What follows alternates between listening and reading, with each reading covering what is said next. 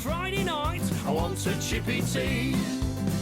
Chippy Tea, Chippy Tea, I want a Chippy Tea. Oh, you can give me posh, no, she don't agree with me. I don't want lobster thermidor with raspberry coulis. It's Friday night, I'm within me rights, I want a Chippy Tea. Oh, it's about a minute behind, but yeah, let's go for it. Yeah, right, okay, so... Hang on, Tony, hang on.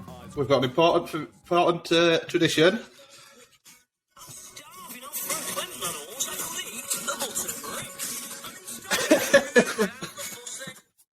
Anyway, that's enough of that shit. Crack on. Thank you to our sponsors, yeah. Right, so here we go. Episode 19 of Chippy Tea podcast. It's what is it? It's a nice, slow, meandering chat between me, Tony Palmer from Palm Print, and Danny D from Flipping Sweet Print Co. You're quite welcome to join us as we have a nice, slow look back on the week that was, everything we've had in the last week, what we've been up to, what we've been doing, what we fucked up, what we haven't messed up, and basically we're just going to probably slide off on tangents that neither of us thought were going to happen at the beginning.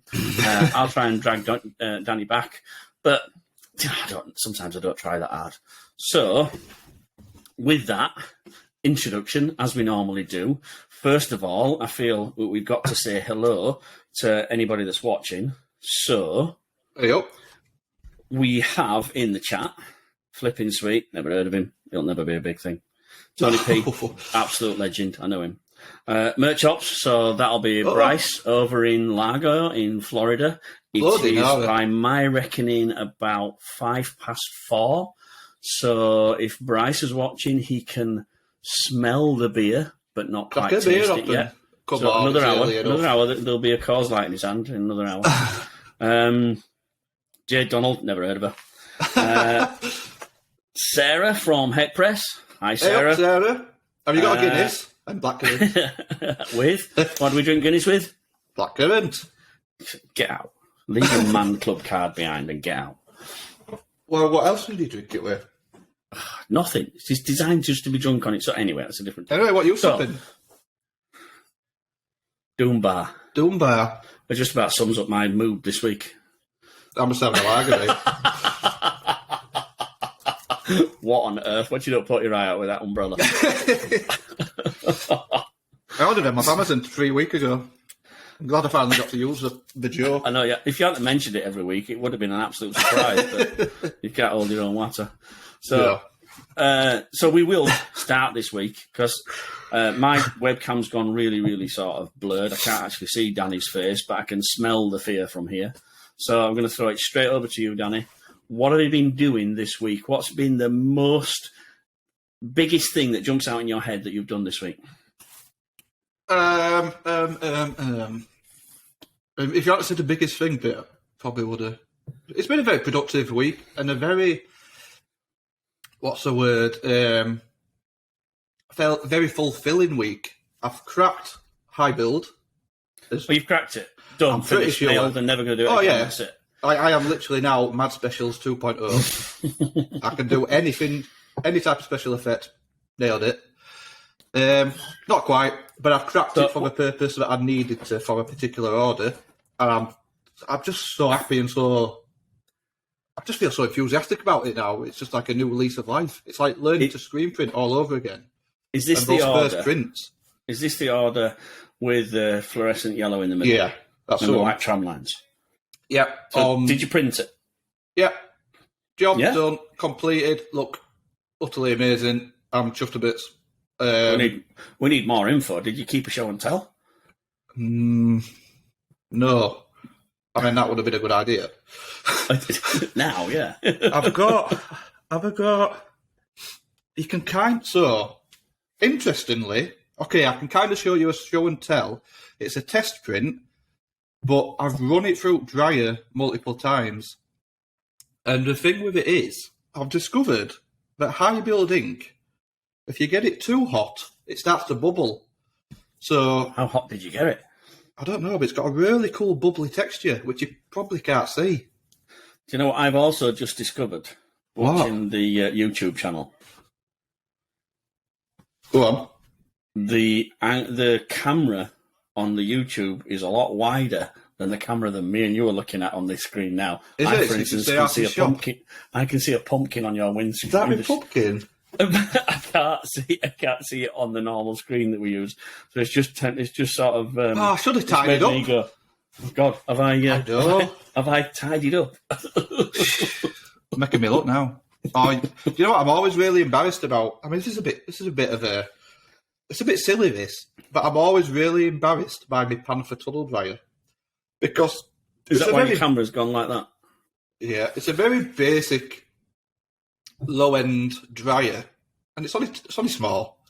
And for a shop that I won't say like I'm a big shop or anything, but I feel like it's not the dryer for the level of shop that I'm at right now.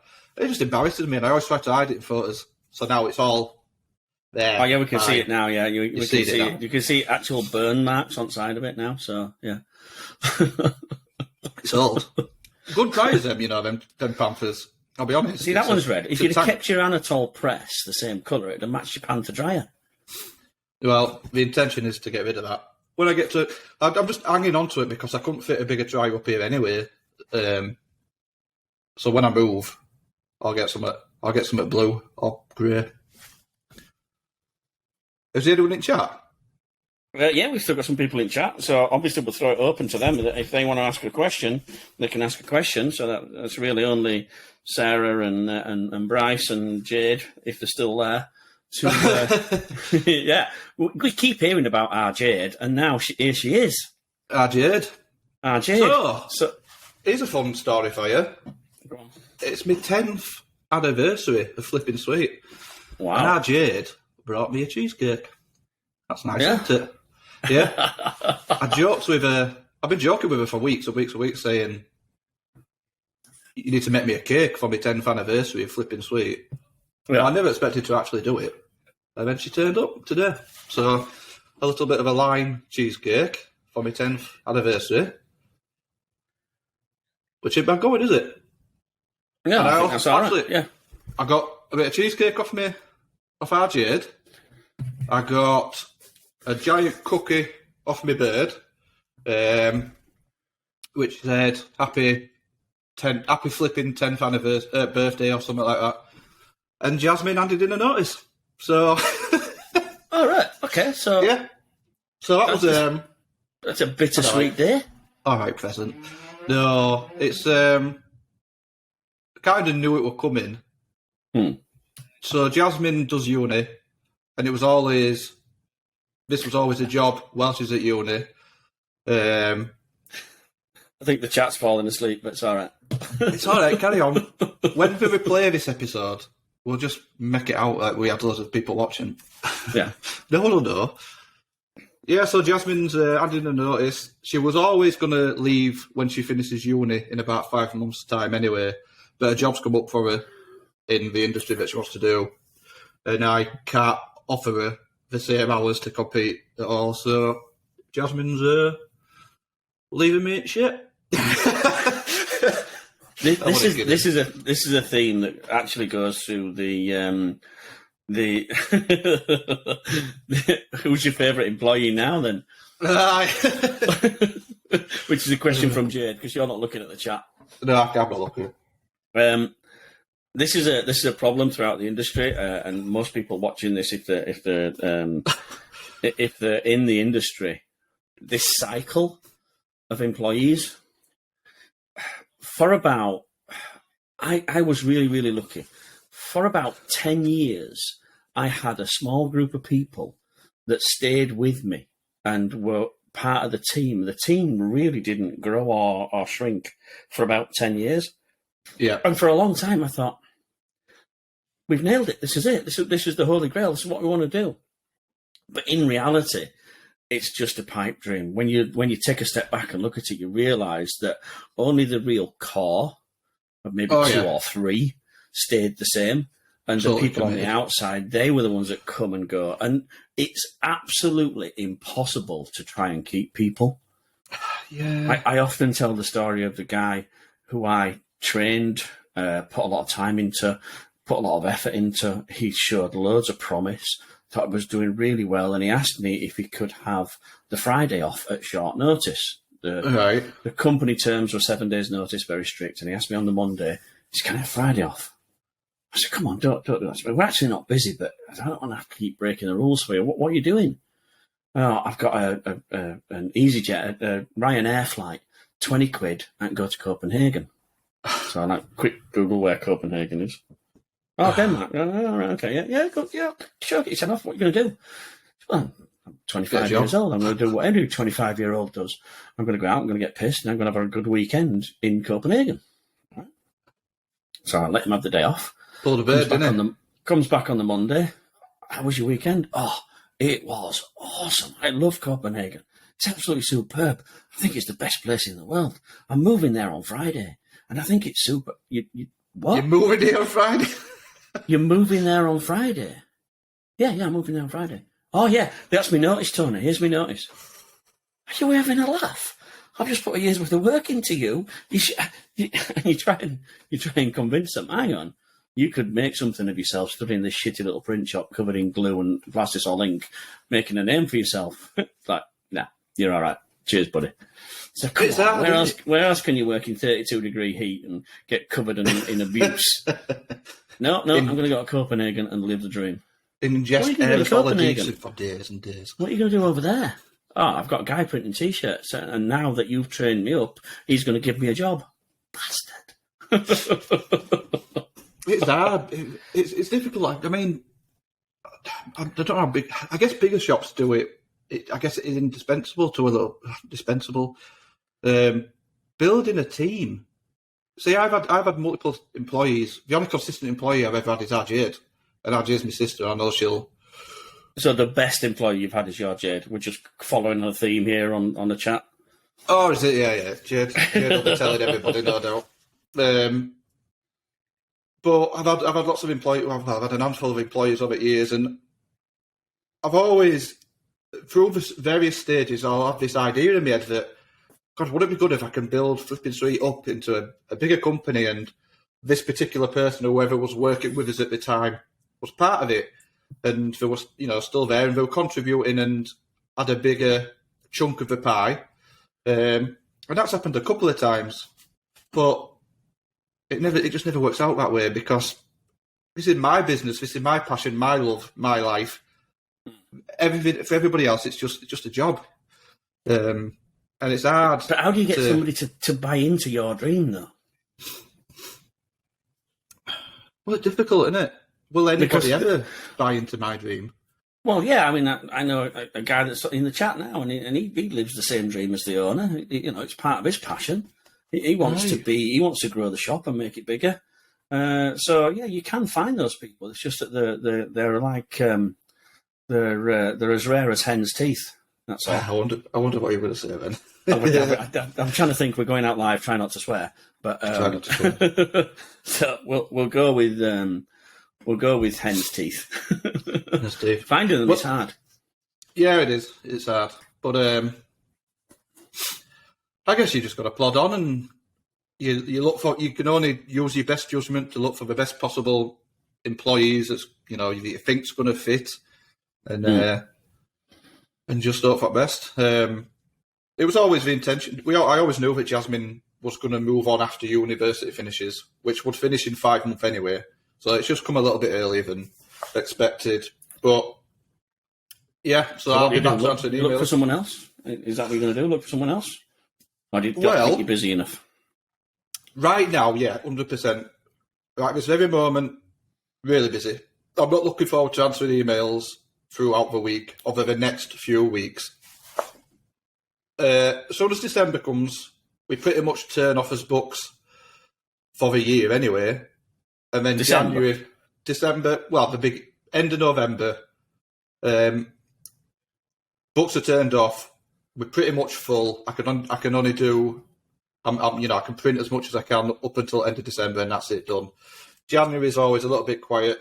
So once I get November out of the way, my emails should be a lot quieter anyway. So I can sort of put it off till next year. Whether I get someone in to do my admin again, I don't know. Maybe there are other positions which might be more valuable to me. I have to think of the things that are more time consuming. I've just been told that the position's official title is unicorn. Unicorn. Somebody you're a unicorn. You're always looking for that perfect employee of that unicorn. So yeah, that's right. I've just been told that's the official term for it. So. Yeah, they do exist. I was speaking to Mads from Unicorn Screen Printing. How coincidental. But I was talking to Mads from Unicorn Screen Printing, and he has a fella who comes in and washes his screens and tidies up around the shop. And he was telling me he's got learning disability or something like that.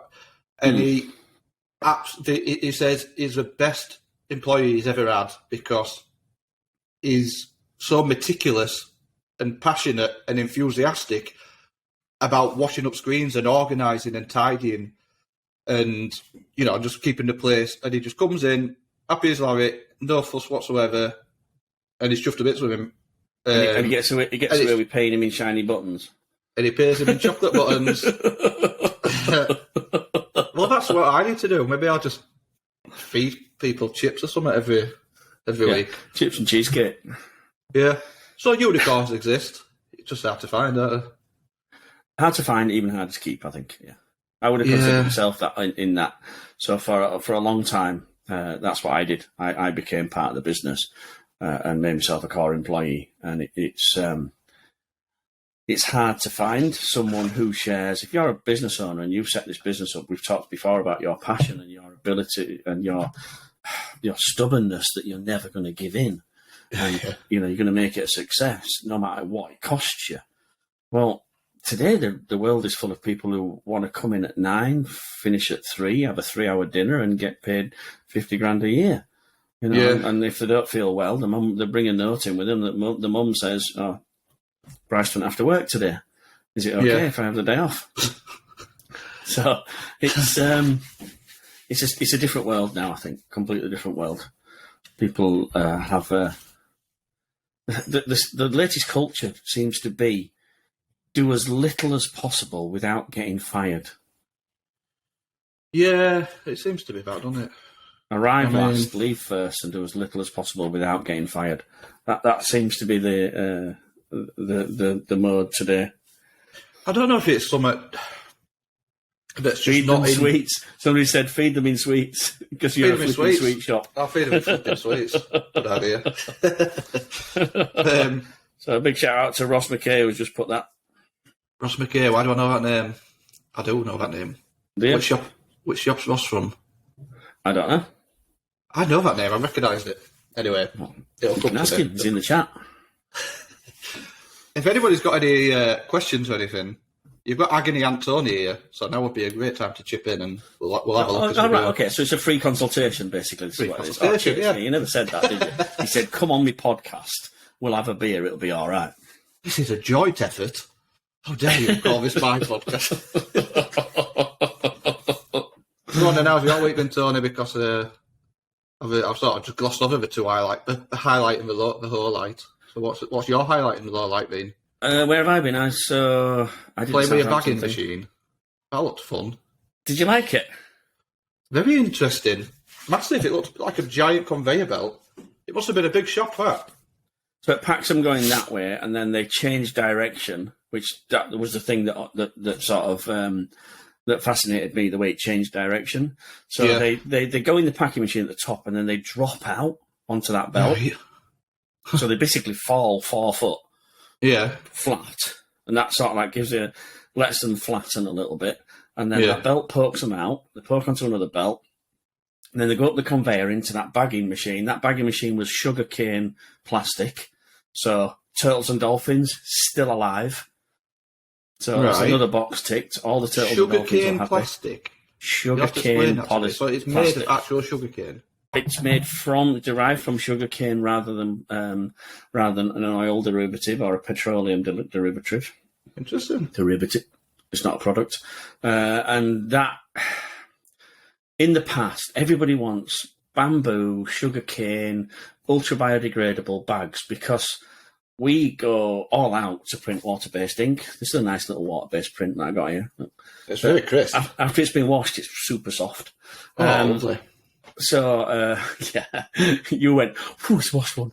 Down that pamper dryer 17 times. And, do you know, no matter how long I've been, 10 years, been printing 10 years, that anxiety will live with me forever.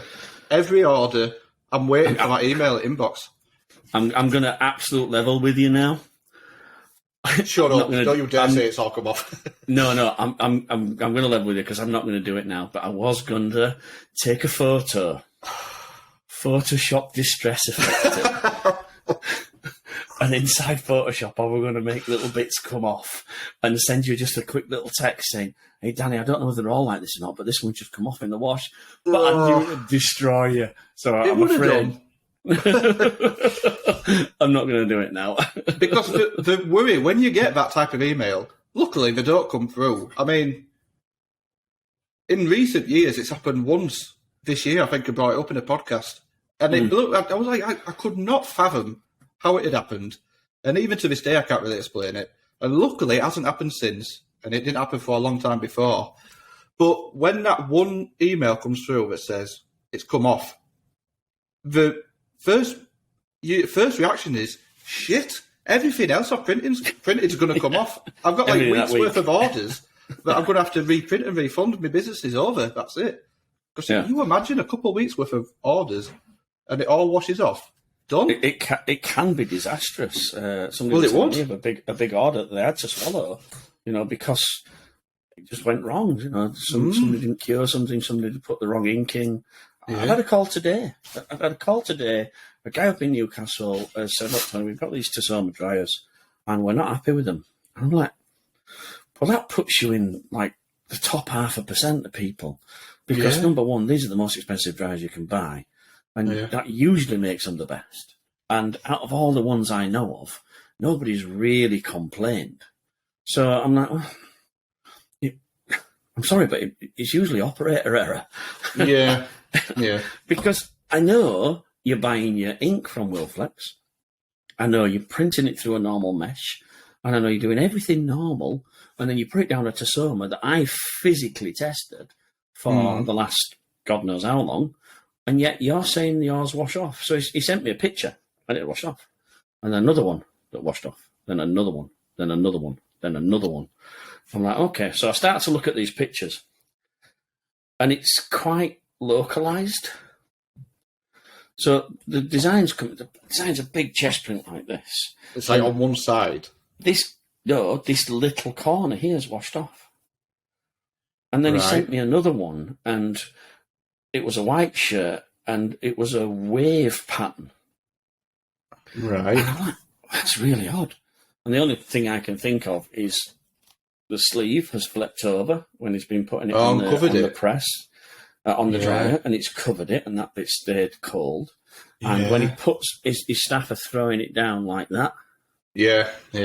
Which has worked really well for Spotify, sorry, but folded up like that, where the heat's been hidden. And that's the only sort of logical conclusion we can come to. I'm going to call up and have a look and see if everything's okay. But also, we spoke about viscosity buster before. Viscosity buster. Viscosity buster. Yeah. I don't know if we talked about it or not. Back in olden days, then we used to have a clear oily liquid called viscosity buster. This viscosity buster was, have you ever left a tub of plastisol like alone with no friends for 5 years or so, and it's come back to it, open it up, and you get the oil on the top? You know what? I've got some viscosity. Everybody's got some. It's usually My Little Pony purple. Well, no, mixed especially, and you've never used again since. There's a certain screen print world who sells reducer.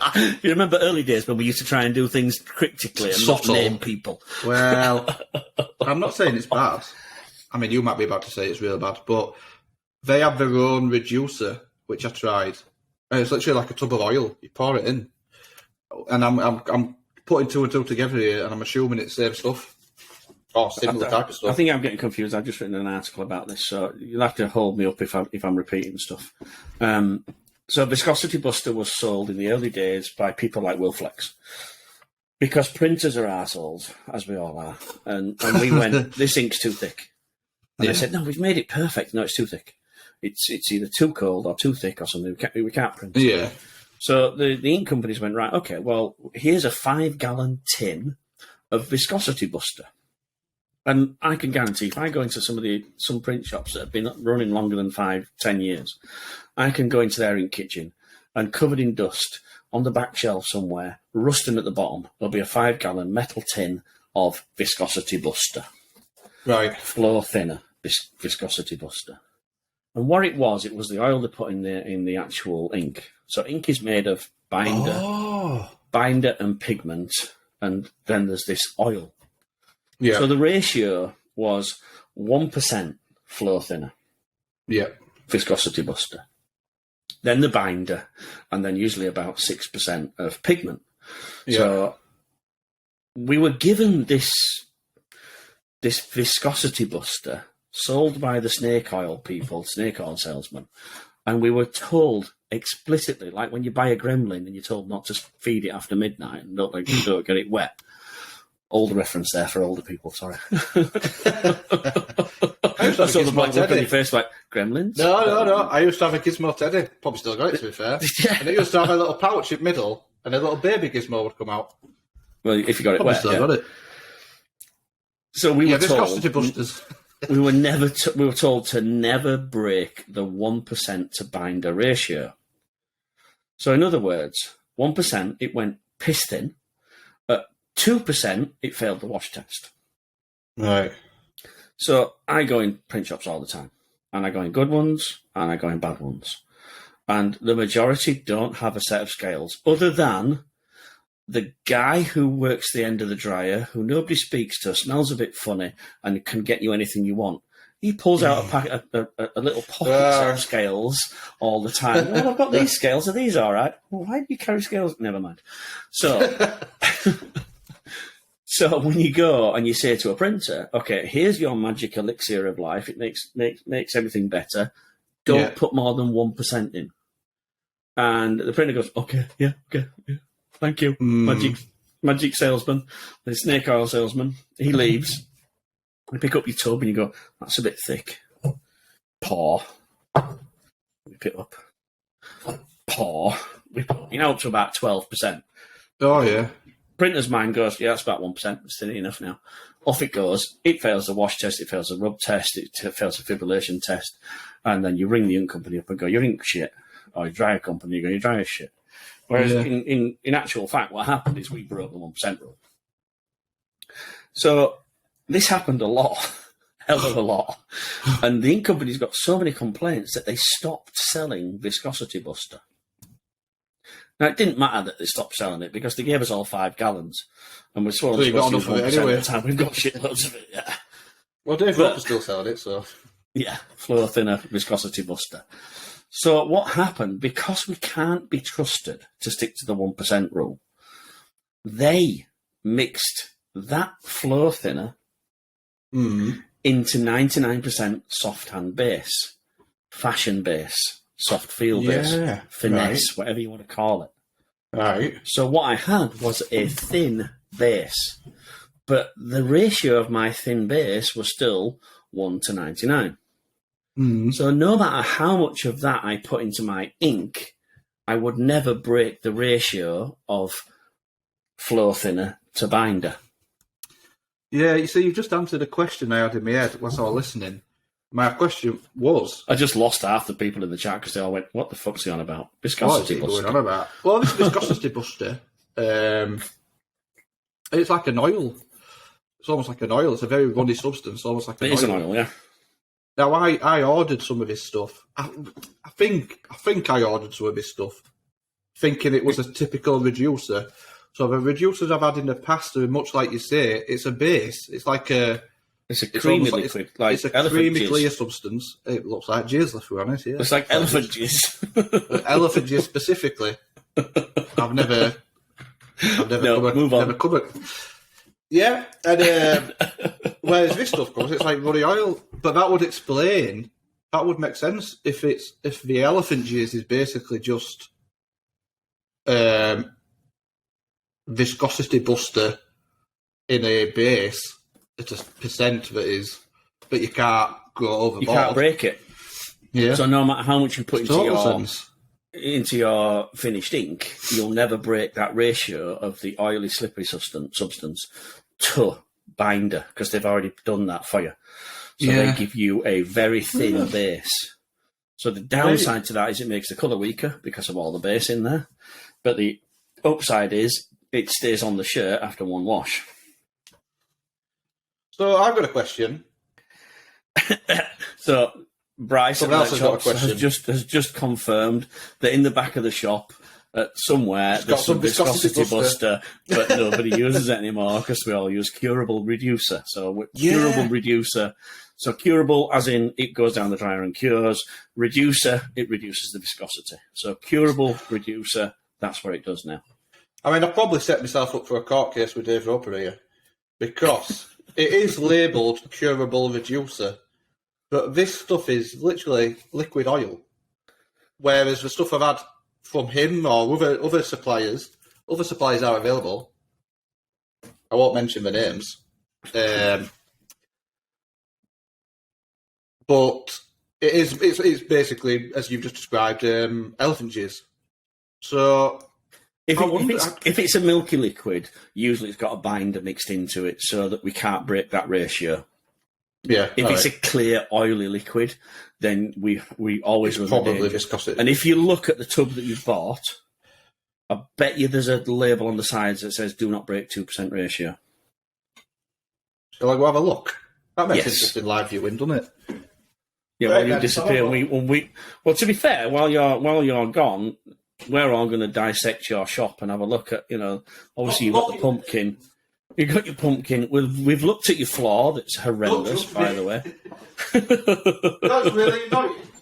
You can probably see that my floors are finished now.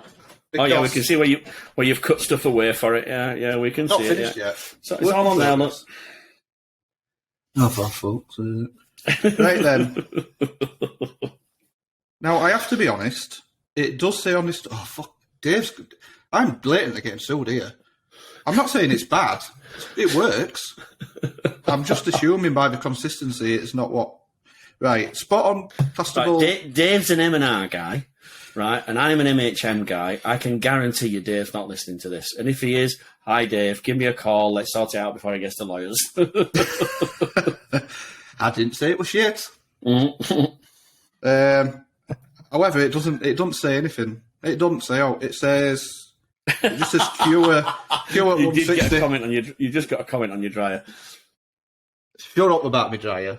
Listen, it works. It gets me by. When I get out of his space, I'll have a big dryer, and it'll impress people. I've actually been at a place today, and I've offered you this dryer. It's almost for nothing. Oh, you didn't tell me that. They're trying to get rid of a dryer. Pretty much, it's going to cost you to take it away. But I can't shift it. It's an older Delco Jet Force gas dryer, and I'm trying to shift it. Why can't I shift it? It's just nobody around who happens to need a dryer. Wants them anymore, yeah. I'm actually doing... This is a proper tangent, right? I'm actually doing a study at the minute. I'm getting all the prices for the running cost of an electric dryer against the running cost of a gas dryer. Because this won't apply to maybe the guys in America, but certainly in the UK, the running costs are going crazy. And I've got it to be around about £5, maybe £8 a day cheaper to run an all-electric dryer. Oh, hang on. Yes. Oh, so this dryer that they're giving away is gas? It's gas, yeah. Oh, so what are you trying to get me to buy it for then? It's going to cost me a fortune. Yeah. Well, it used to be gas was best and cheaper. And gas is still best because of the heat chamber. But the electric dryers nowadays are using a heat chamber, like the gas ones. And because of the pricing structure of the supplies, the electricity supply, it's cheaper to buy an electric dryer.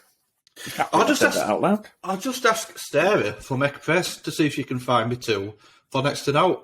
I'll see if she can find me a couple. She's a bit of a bargain hunter, isn't she? She should have been on our podcast, shouldn't she, for a million quid one? She'd have pissed it. She'd have beat his hands down. What a bargain! No, she got stuff in reserve for later when she gets bigger. God. Anyway, so did you tell me you had a good week or not? No, I went off on a complete tangent. Right, where have you been? Where have you been, Tony? Down Luton.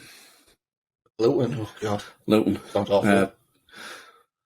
It just upset a massive geographical area, but yeah, 2.5 hours south of here. So, because we measure distance in time, not miles. Or crazy like that. Sarah says, "Hell yeah." She's going to become the new screen print world if she keeps picking up bargains like that. Oh, yeah. She ought to just start flogging them. See, the trouble is, if I ask Sarah to go bargain hunting for me, I'm shooting myself in the foot because she'll just get herself an amazing deal on an auto and a tunnel dryer, and she'll put me out of business because she'll be beating me to it. Well, no, because she'll never find one. She finds two, for Christ's sake, but that's a little bit of the Irish that's in her, I think, to be fair. Well, I'll tell you what, I was about to say she's Welsh. She's not Welsh, she's Irish. She's Irish, but lives in Wales, if I'm not wrong. I don't know. I've tried to work out her accent before. Hi, Sarah, but I have no idea where you're from. You've thrown me off now. I've completely forgot what we were going to say. Oh, yeah, so if you buy two, charge me double what you paid, and I will still be absolutely chuffed to bits with the bargain steal that I've just got. So that'll be a perfect deal. I'm happy with that scenario. Let's go with that one. Yeah, she does well. She finds a bargain, bless her. So, yeah, I've been down in Luton. Back to a return customer. So this is a customer I used to work at. So I did 2.5 years at this place. Yeah. And when I left, kept on a good relationship, became a consultant on a remote basis to sort of like try and keep everything as it was. And I go back now and visit every couple of months or so. It's quite open to try and, in this industry, we love a process, and we stick a process in and we think that's it, we're done. So we sit down, we work out the process, we go, right, this is how you eat a bacon sandwich. Yeah, don't care what you do. In this shop, we eat a bacon sandwich like this. We put some brown sauce on it, we toast it slightly, put it under there, put a cheese on it, and do that. And then over time, somebody says, oh, we ain't got any brown sauce anymore, so we're eating bacon sandwiches without brown sauce. So, okay. And then over time again, that guy leaves and says, well, yeah, we don't like bacon, we're going to put sausage in it. And then over time again, what you end up with is basically a hot dog. And we started off with a bacon sandwich. So the process changes. So I go back and make sure that we always use the same process. I just used food instead of T-shirts. You fucking throw me off. I'm lost. I'm just thinking about food. Apparently I've got first dibs, so screw you. I can sell that thing that she's bought. Sarah Ekpress. Well, I know where I stand. So, yeah, that's what I've been doing. Making sure that the processes we put in right at the beginning, I've been doing this 4 years, so 4 years ago, are still there. We get this dilution. I keep telling this story of skill dilution. In the screen room, particularly, we spent a lot of money in the screen room. I think it was 300 grand into the screen room. With a was that before or after you've left? During, so Spider developer. So you picked a Spider. Auto reclip. You picked a Spider. Spider is a CTS. It's direct to screen. Yeah, direct to screen. You picked that. It's a good one. Oh, am I getting it wrong? I thought that was the bad one. The freestyle is the one. Oh, right, yeah, right. Sorry. It's sold by the same company. It is, yeah. I thought it's crap. Yeah. Right. And hi, Mark. Mark knows that I think they're crap. So, but the Spider's fantastic. Yeah, super. Great piece of kit. Probably coming to its end of its life now as lasers come on board. But the investment of that, you did well there, didn't you? The investment of that, the investment of the auto coater, and a auto reclaim as well, which is a little sort of like 3-chamber unit. Altogether, probably 300 grand. And it means that the skill dilution is not as powerful. What do I mean by skill dilution? Right. Little Johnny Deadhead, he's your screen guy. And he's awesome. He's the best little screen guy you've ever found. And then he comes to you and tells you he's moving to fucking Copenhagen. So you say, right, okay, well, here's little Jenny Deadhead. Teach her everything you know. So he's very good. He's not an arsehole. And he teaches her everything he knows. But only 80%, because he wants to keep 20% back. Because he wants everybody to know how good he was. He doesn't want little Jenny to be as good as little Johnny. So he keeps 20% back. So he only passes on 80% of his skill.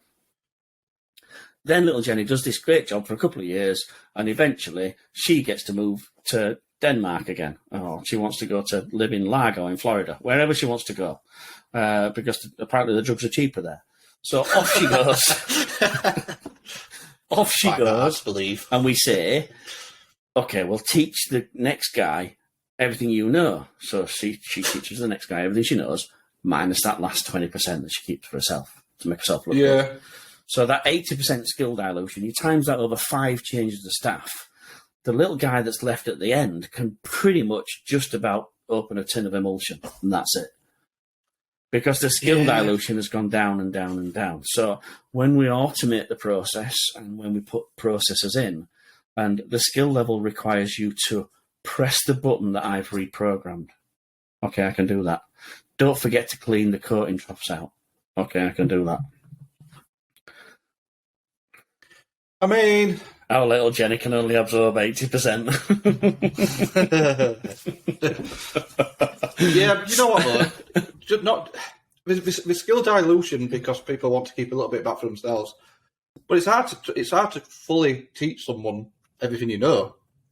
I mean, I think I've said it before, but nobody. You don't agree? I don't agree. No, if you can't explain it to a 5-year-old, you don't understand. You don't understand it yourself. Simple as that. You have to be able to explain it to a 5-year-old and teach them how to do it. Otherwise, you don't actually understand it yourself.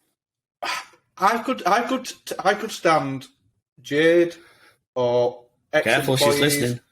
Paul, Tom, Jasmine. I'm trying to think of all my ex-employee names. I can, and I've stood them at Vet Press. And told them, and I could tell them as clear as day exactly what they need to do, and they'll do it. And guess what? It won't work. It'll stay in mesh. They won't put the right angle in. They won't put the right feel, because they just don't know. You're mixing your drinks, you lunatic. No, it's still a dark beer. It's just in a different bottle. You are posh. I'm still on these little things here. What's everybody drinking? If you say a cup of tea, you can get me sent off.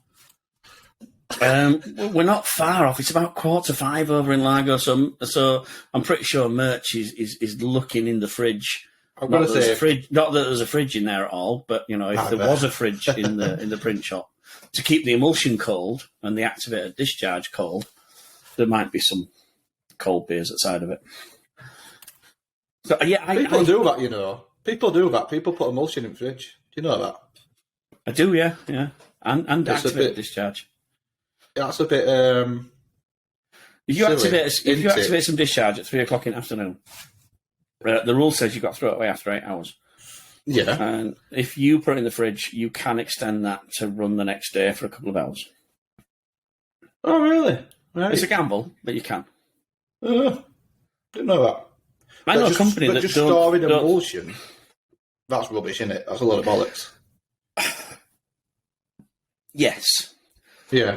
You want to store your emulsion in a climate-controlled condition. So if you live in a hot country, the fridge is a climate-controlled area. But it would be more sensible to climate control the screen room than one place where you just put your emulsion. Yeah. 50% humidity. Where did I learn that?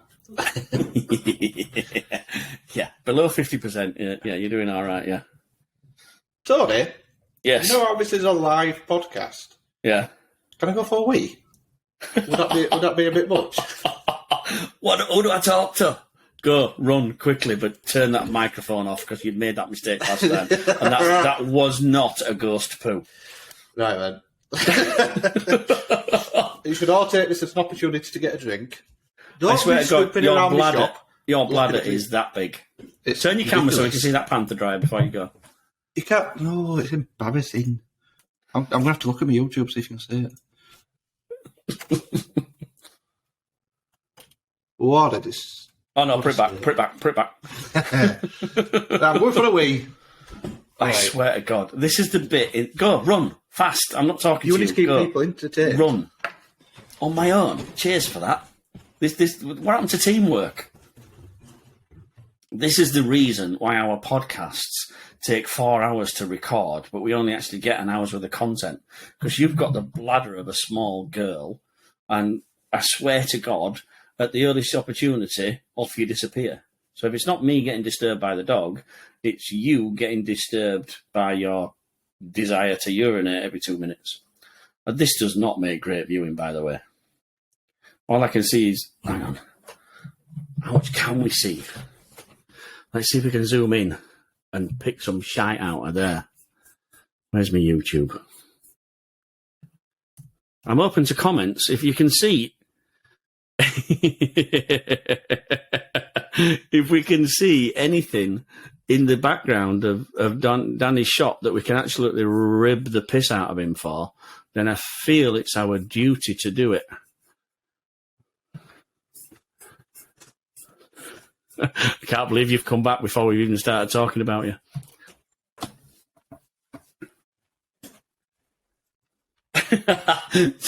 So some of the comments while you've been gone. So much better. Jade says you don't stop weeing all day long. No, that's true. I've probably got a bladder problem. Bryce did have a right good long sort of technical assessment on your pizza oven, on your panther oven, and thinks, but maybe you could only get a small pizza in there, not even a big one.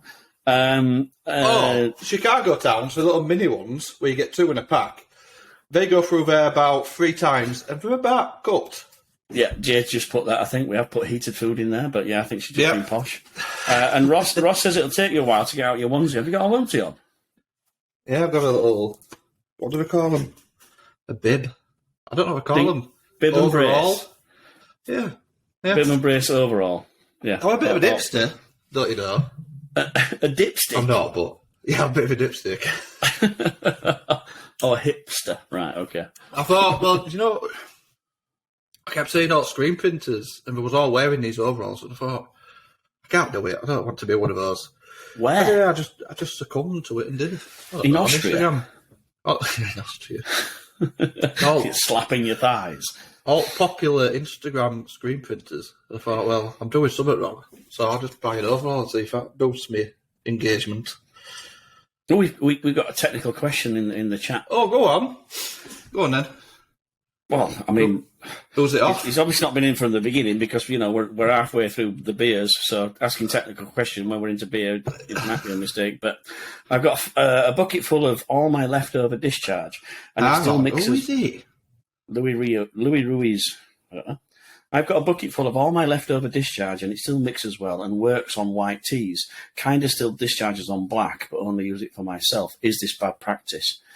Number 1, yes.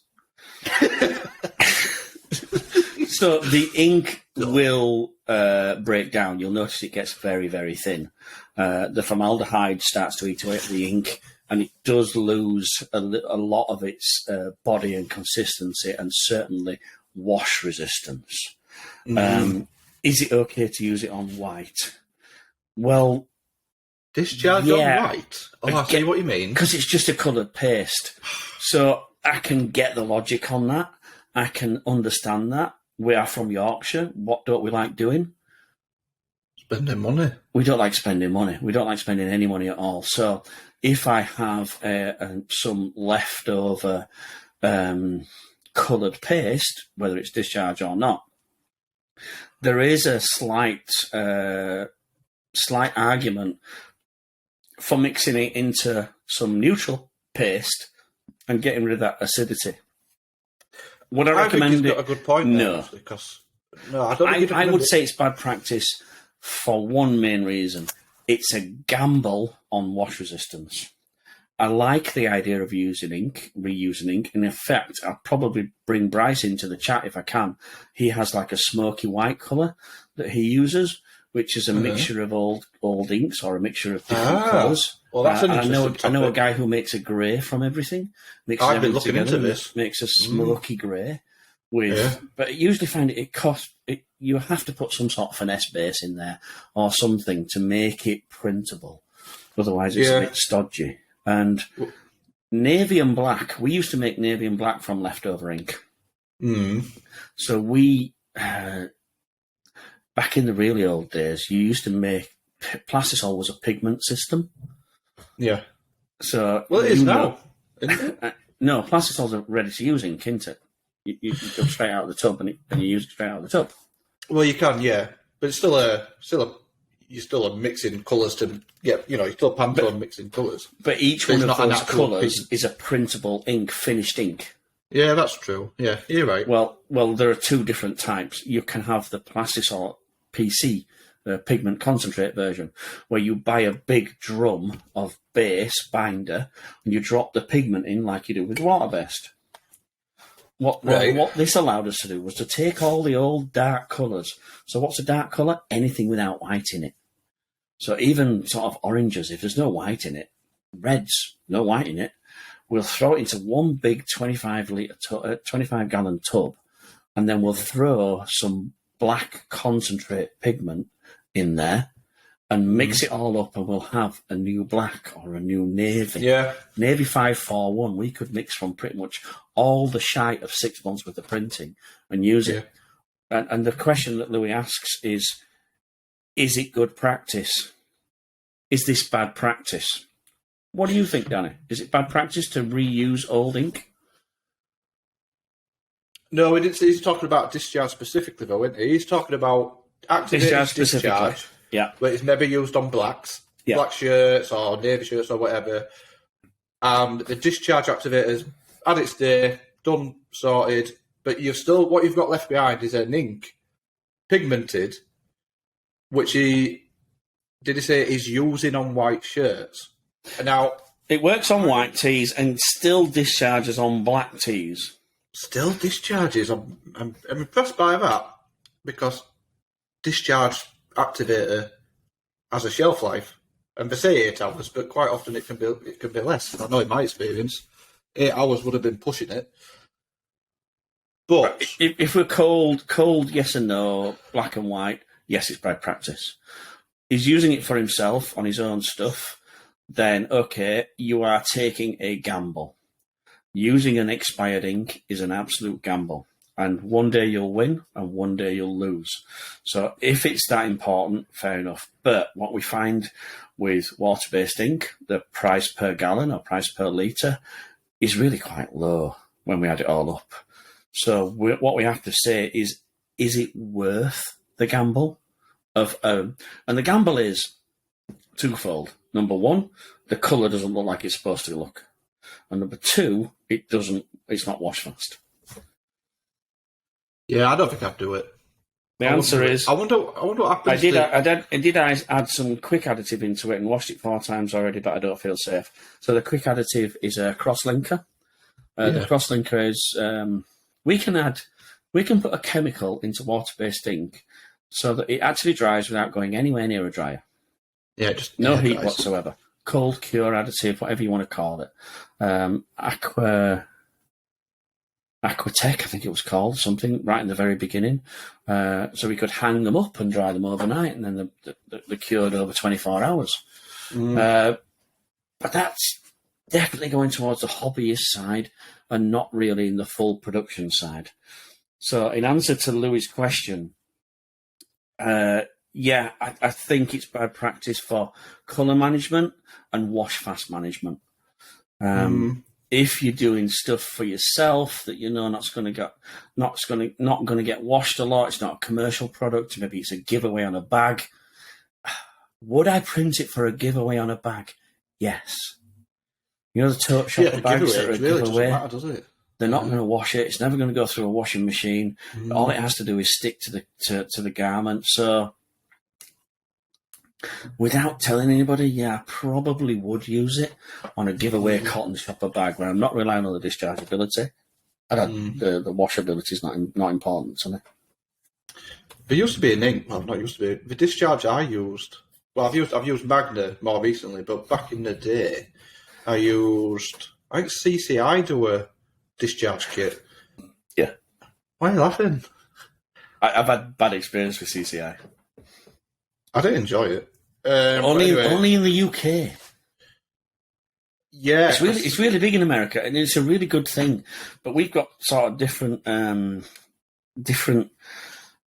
chemical hoops to jump through. Standards, yeah. Chemical standards. So formaldehyde content in the UK, it's got to be really low. It's really well documented. And I had a company, I think I've told this story definitely before. I was pushing Magna inks into a shop that were using CCI. U-base, underbase. Yeah, that was it. Yeah. And they said to me, okay, Tony, come in. If you can beat CCI and you think your product's better than CCI, we'll buy it. We trust you, Tony. Come on, bring it in. Let's have a look. So, Billy Big Balls. Here I go. Watch this. Took a print of my print with my ink. Took a print with his ink. Mine looked shit. His looked fucking awesome. The CCI was bright. It was soft. It was like... They said they went for a break and didn't wash the screen. So it didn't dry in the screen. They were fine. They went for a 30-minute break and it didn't wash the screen and it didn't dry in. They treat it like plastisol. Some of the operators didn't know it was water-based. I'm like, okay, I'm out. I lose. Yeah. I can't beat that. My ink's going to dry in about 10 minutes. It's not quite as bright. It's a little bit crustier. So, yeah, okay, you win. Off you go. Right. About 6 weeks later, the guy rang me up. Tony, I can't believe you talked me into these dryers. These Tasoma dryers, the shit. Well, oh, here we go again. What's wrong? Well, the ink's just peeling off. But that's a different one. Peeling off. Yeah, it's just peeling off. It's crap. It's peeling off. What? Slow down. It's washing off. No, it's peeling off. It's peeling clean off. Yeah. Peeling? What do you mean it's peeling off? Well, we're putting the base down, we're flashing it, we're putting the plastisol colours on top, and at the end of the dryer you can pretty much lift it off like a transfer. Oh, I know, I did this. With CCI ink, I did this. Yeah. Same CCI ink, yeah. We're definitely going to get sued now. Yeah, well, no, it's just because it wouldn't be used properly. The CCI ink, it's like it's for U-base, as you say, and they have a white, and it smells like vanilla or something. They put something in to make it smell nicer. D-base. To hide the discharge. Yeah, I think D-base as well. It smells like bananas or something. Yeah. But the white, I'm not saying it's a bad product, but the awesome white, product. it was always tricky because you didn't use it out at tub. You'd have to you'd use the base and then you'd put a little bit of clear and a little bit of white, and you'd have to get your percentages bang on. Yeah. Because if you just use white straight out at tub, it would go crusty. Like you say, it'd go crusty and hard and real manky. So you had to mess about with your percentage and stuff. But printing colours on top of pure white out of tub. So Sarah's just messaged to say that she leaves CCI D-base discharge in overnight and it never dries. Right, she uses it if I need to run a flattening screen because it just keeps wet. Interesting. Because I'm pretty sure Sarah's using Magna these days, isn't she? Yeah, so she's only used it in a flattening screen just to lubricate the squeegee.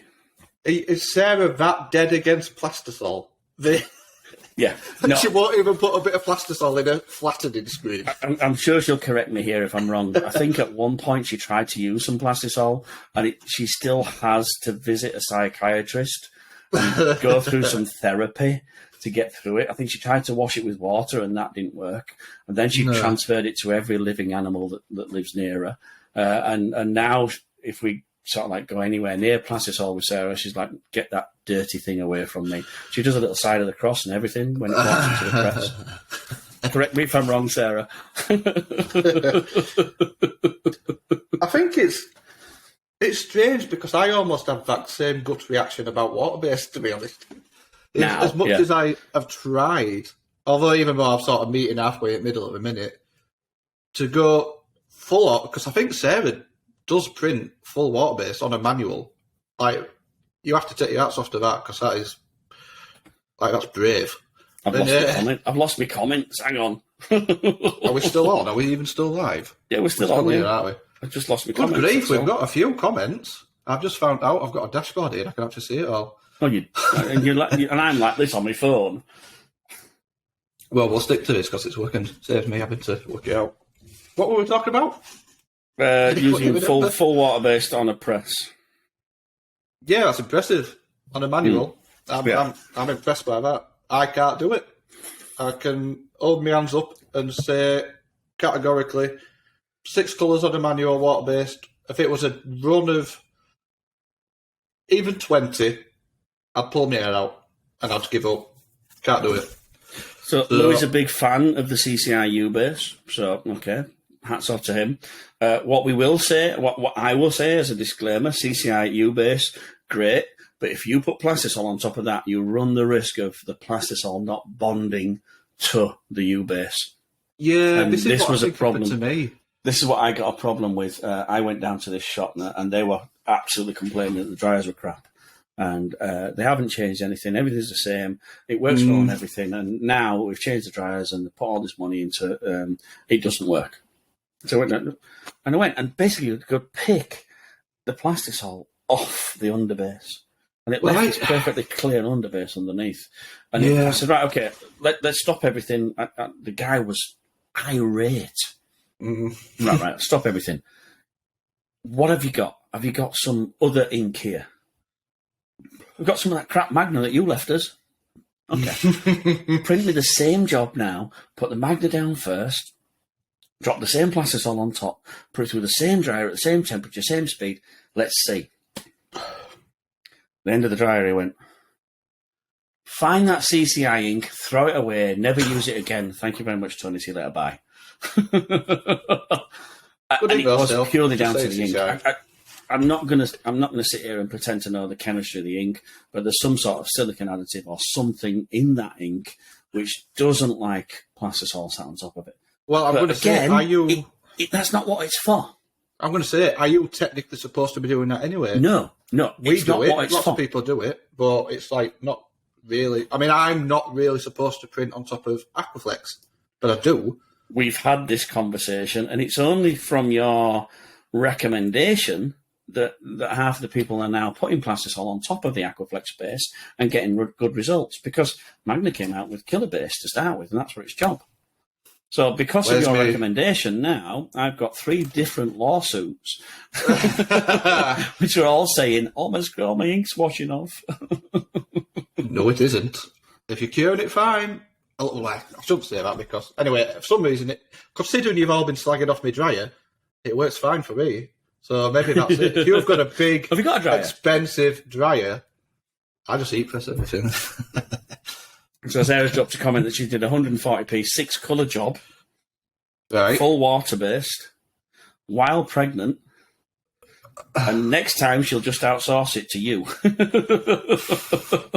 I am not falling for this again. Sarah has outsourced to me recently. And let's just say, I've got a bit of headache from it. No, I'm just kidding.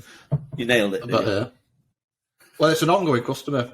Well, it's an ongoing customer who is fond of Cotton Ridge hoodies. You know, the big fluffy ones. It's a good quality, though. Oh, great quality. Just tricky to print. I mean, they're not mega tricky. They're a little bit awkward. I don't think you can see the comments, but Sarah wasn't a big fan of doing a 6-colour job. That's all I'm going to get from it.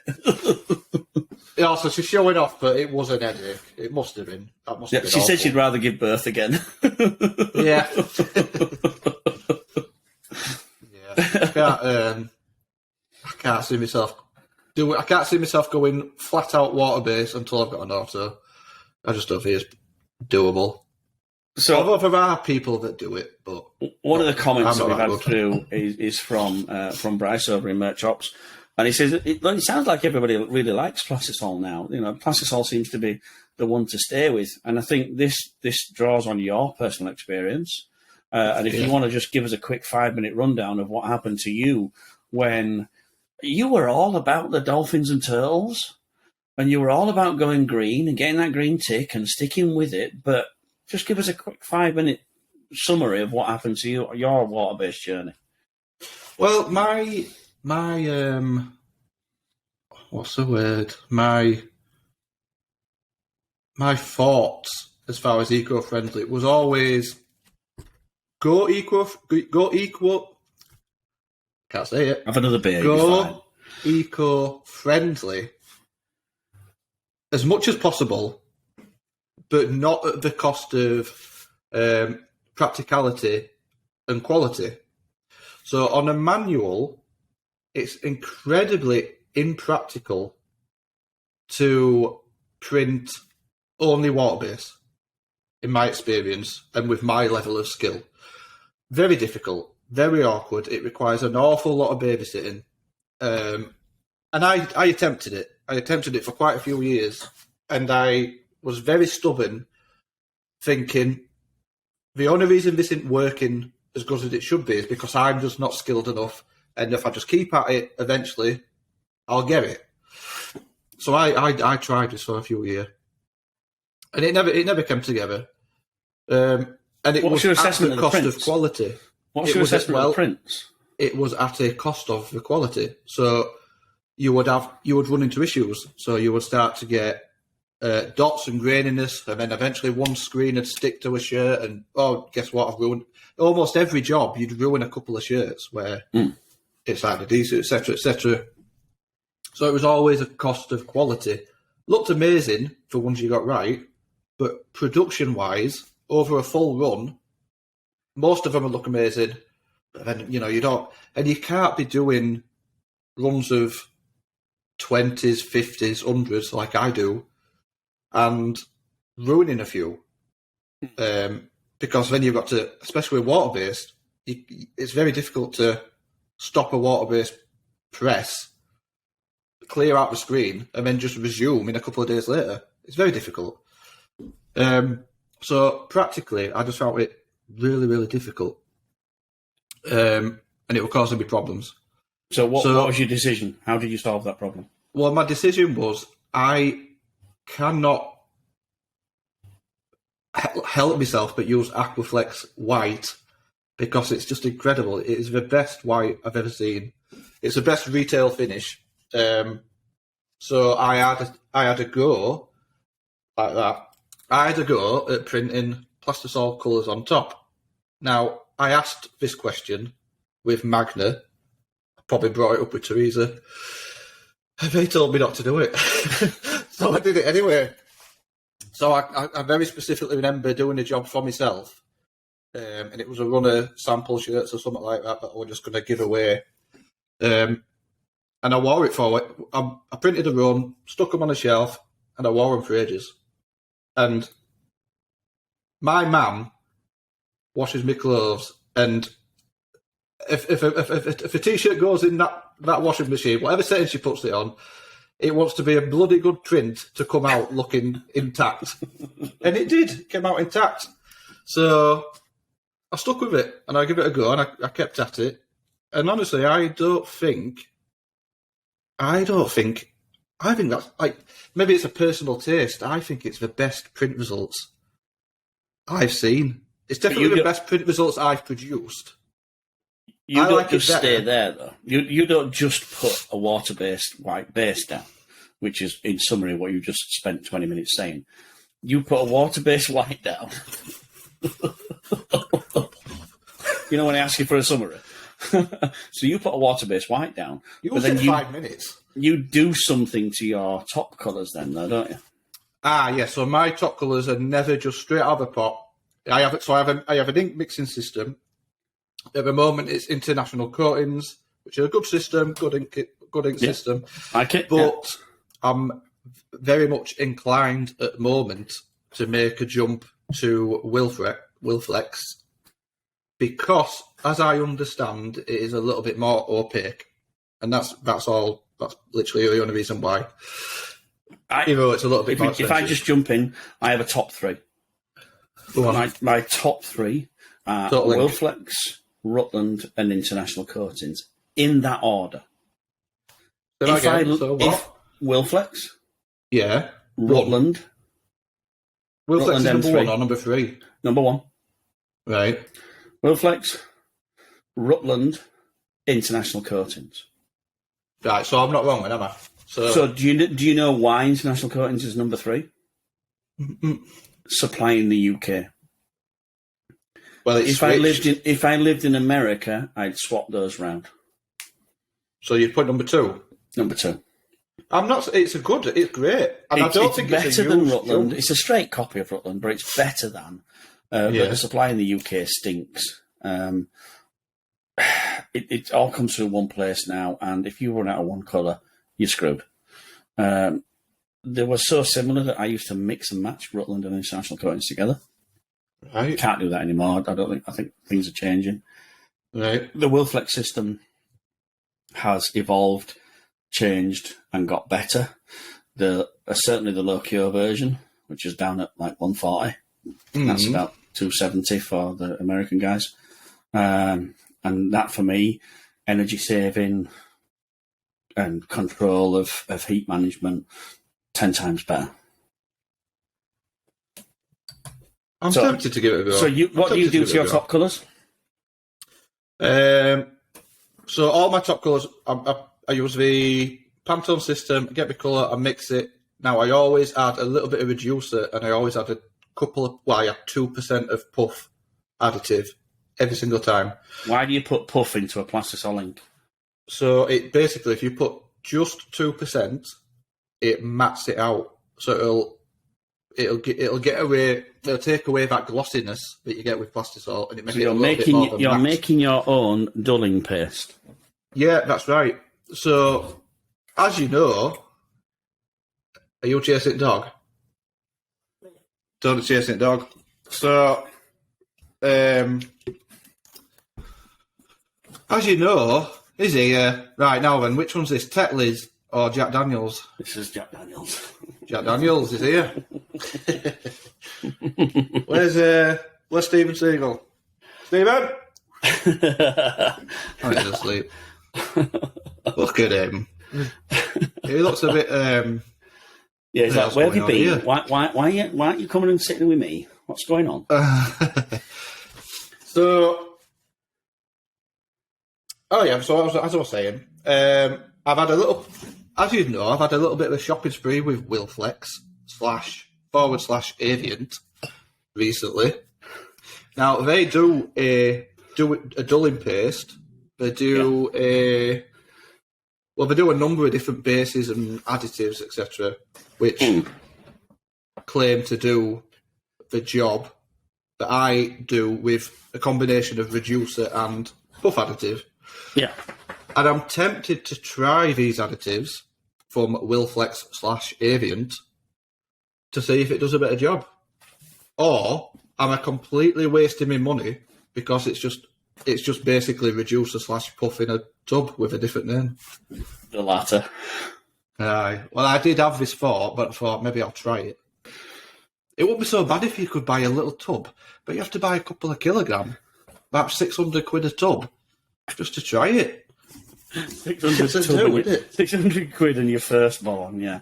I know. So you don't think that's the best of ideas? Because there's one called Fashion Base, and one of our listeners, he uses that. In his wine. And let's be honest, it's a big old shop that he's running. Yeah. Pretty big. So I'm just answering some questions on the chat about the ink systems. Go on. In my experience, because Merch Ops is quite rightly saying, they're going to run two systems: the M3, which is from Rutland, in one building, and the Wilflex Rio in another. Now they're both made by the same company. So why is that then? Why would you? Why if you have a shop to see which one comes out best? Oh, right, I'm with you. Right, yeah. A straightforward comparison, and if you get a clear winner, put the winner across both sites. They have both sites, but it's basically across the car park. Yeah. My experience of M3 is the blues are weak onto a white base. The blues are weak onto a white shirt, but only onto a white base. To keep them clean and bright, they make them quite weak. And the feedback I'm just getting now from Bryce at Merch Ops is that Rio's pretty much the same. Oh, really? Because interestingly enough, blues are quite weak. That is one of the reasons, literally for blues and navy in particular, international coatings, it's a very translucent mix. It's weak.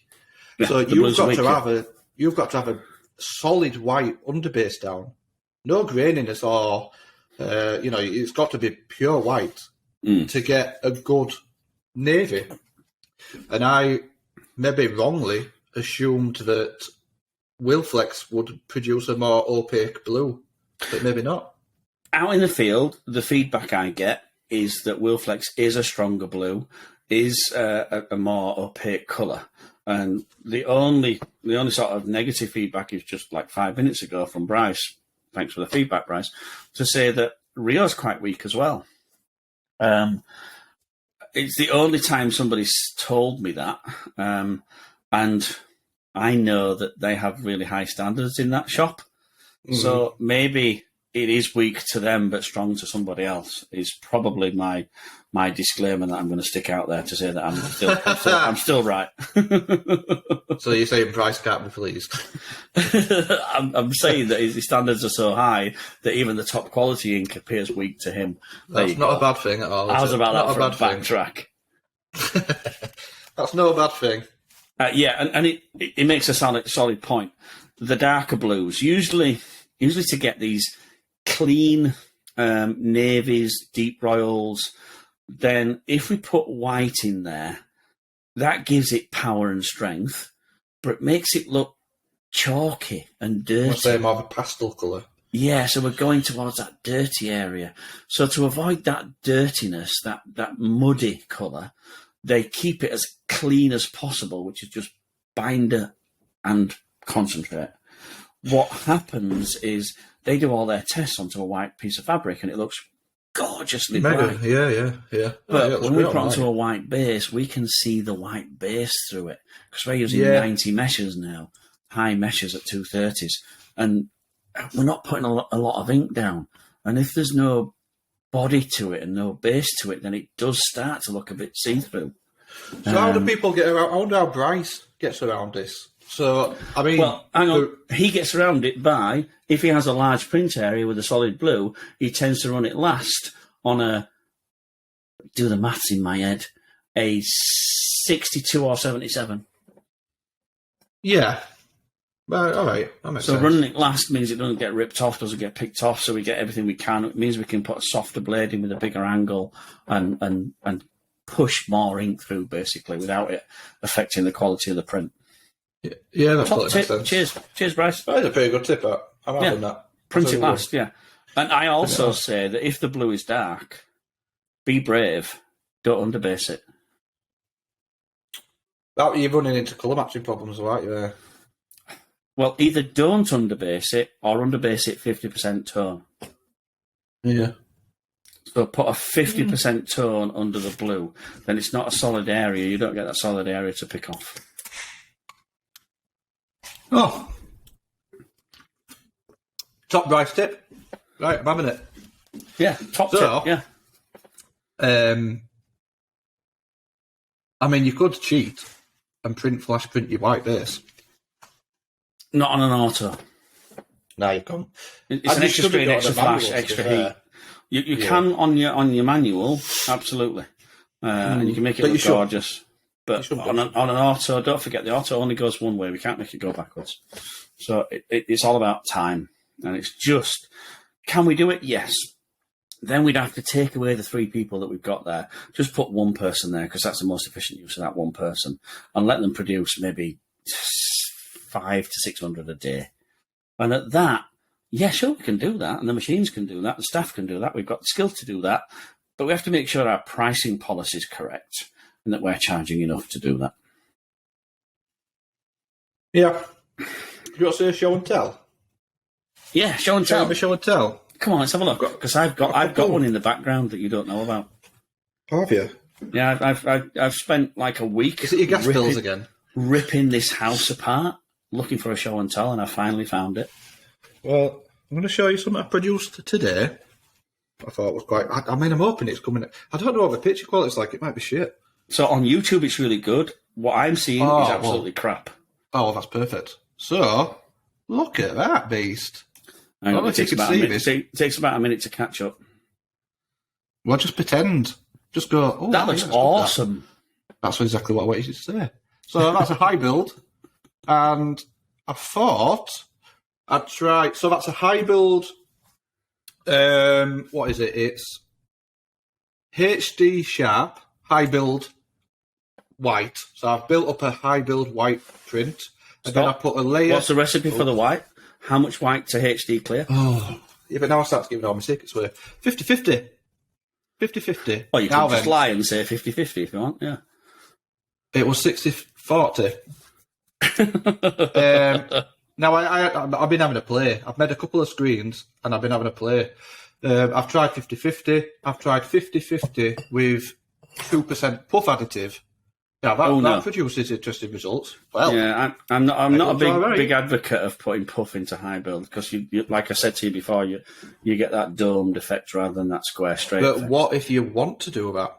What if that's intentional? What if now then? Here we go. I'm going to say this is annoying now because I'm giving away a secret because I thought I'd cottoned onto something. There's no secrets here. Puff additive. Yeah, I don't like it. I don't like printing puff shirts. I just think it's crap. It's difficult. I think with an iBuild screen, exactly what I've just said to you, produces the perfect puff print. Yes. And you don't get that bowing, that waviness. So if you print puff additive, so if you make your ink and you put puff additive and you run it through dryer, if your dryer's consistent and you've got an equal temperature and it rises perfectly, you still get a wave. So if it's like a design of text, sometimes you'd be like, the text, as it runs through, it sort of waves because it hasn't risen like a cake equally. Yeah. That stuff is consistent. That looks like puff additive should look in everybody's head. So that's my little new... I've written that down on my whiteboard. That is the key to printing puff. And you're right, because we go down to breaking it down to more ink or less ink. And for puff, we want more ink. And more ink is, out of the 5, we've got mesh, blade, speed, pressure, and angle. So we've obviously got we spoke about last week about the different blades. So we'd have a soft, round blade, because that's the most ink I can possibly get. We'd have a large angle. We'd have slow speed. That leaves us with mesh and pressure. So we'd have maximum pressure. So we've got mesh left. So obviously we want the most open mesh we can get.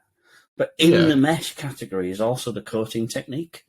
So to get more ink, I need a thicker stencil. So I can either coat it 2 and 2, dry it, coat it again. Just your round-ended coater. I reckon the round 2 ends to a coater, we know that. Or we can buy some fat film. 200, 300, 400 micron. I would recommend 200 micron. 200, 300, 400 quid, you mean? I would recommend a 200 micron for puff. 400, I think, is too much. Yeah, well, I really wanted to produce a real thick high build, so I thought 400 would be better. It's quite difficult to use and adhere to your screen because it comes in a roll. It's sort of curled. It's already curled, so you cut your piece to the size you want. Now, in theory, you lay it on your screen and then the water or the emulsion pulls it flat and it as you explained, capillary, sucks it in. But what I've found is because it's kind of already curled, I'm having to like smooth it out and work at the edges just so that they don't rise up. So I'm having a bit of a do using it. I'm enjoying it though. It's good fun. We had this discussion midweek when you were using it, and there are 3 sort of basic methods of applying fat film. Not to say there's a right one or a wrong one, and I'd love to hear from someone else if they've done this. But the thick capillary film, the fat film, method number 1: cut the fat film to shape, wet the screen thoroughly, and apply the film to the wet screen and use capillary action of the water to suck it onto the mesh. Method number 1. Method number 2, use the same capillary action, the same liquid sort of sucking this film onto the mesh, but use emulsion. So coat the screen as you normally would, apply the fat film to the wet emulsion and wait for that capillary action to suck it up. Method number 3 would be use a squeegee instead of a coating trough and put the fat film face down onto a glass surface and using a squeegee emulsion so that we get that capillary action from the back rather than from the front. Those are the 3 basic methods. And there isn't a right one or a wrong one. There's whatever fits for you. And for me personally, I used to use the squeegee one, but it made a mess. And with the onset of auto coaters now, we can auto coat a screen 1 and 1. Really simple, no mess. Peel the backing off the film, stick it on, put it in the drying cabinet, job done, forget about it. So that's the method that I now like. Yeah, well, I tried method number 1, water. It worked to an extent, but it didn't seem to be perfect. So I just tried. Well, I don't think it was the last method. Oh no, I haven't got an auto coater. I manually coated each side and then tried to apply the film. Now, how well that's worked, I don't know. Because it's in dryer right now. It's in dryer, so. So, can I do my only show and tell? Go on then, yeah. Oh, is this the? So I've got a show and tell. High build. Yeah. So I'm not sure how good this is going to come out. This is a high build. We'll have to look on YouTube because I can't see. So I just have to pretend it looks this because I can't see. Can you see from there? Does it say Tuesday? Tisoma, right. So as I rotate it. Oh, so what's the word for that? Lenticular. Lenticular. That's so cool. We have an image from the front, which is a machine. Yeah. We have an image from this side, which says MHM. And then we have an image from this side, which says Tisoma. That's cool. You probably can't see it because the camera is not that fucking fantastic. Oh, it is high build as well. Can you see the high build? Jeez, and on each side. Really cool. Bloody heck. Yeah. So, short story. I saw this print and was obsessed with it. I thought it was so you didn't do this? Yeah, I thought it was superb. I thought the fact that I got a lenticular vision from one side. There's a 4th method in the coating of the screen. Go on. Give it to someone else. I actually considered that. I thought about to see if I could find somebody to make me some iBuild screens. But so this lenticular actually blew me away when I first saw it. Saw it at an exhibition selling the machines, and I thought to myself, right, I need to set myself a task now. I want to print this. So I started to look into it on a really forensic sort of back way of looking how they've printed the image on one side and not the other. I did some online search. I threw some questions out there. And would you believe the guy who did this original artwork got in touch with me? All right. And said, look, Tony, if you want any advice, I'll show you. I'll even give you the films and the spec sheet. Jeez. Awesome.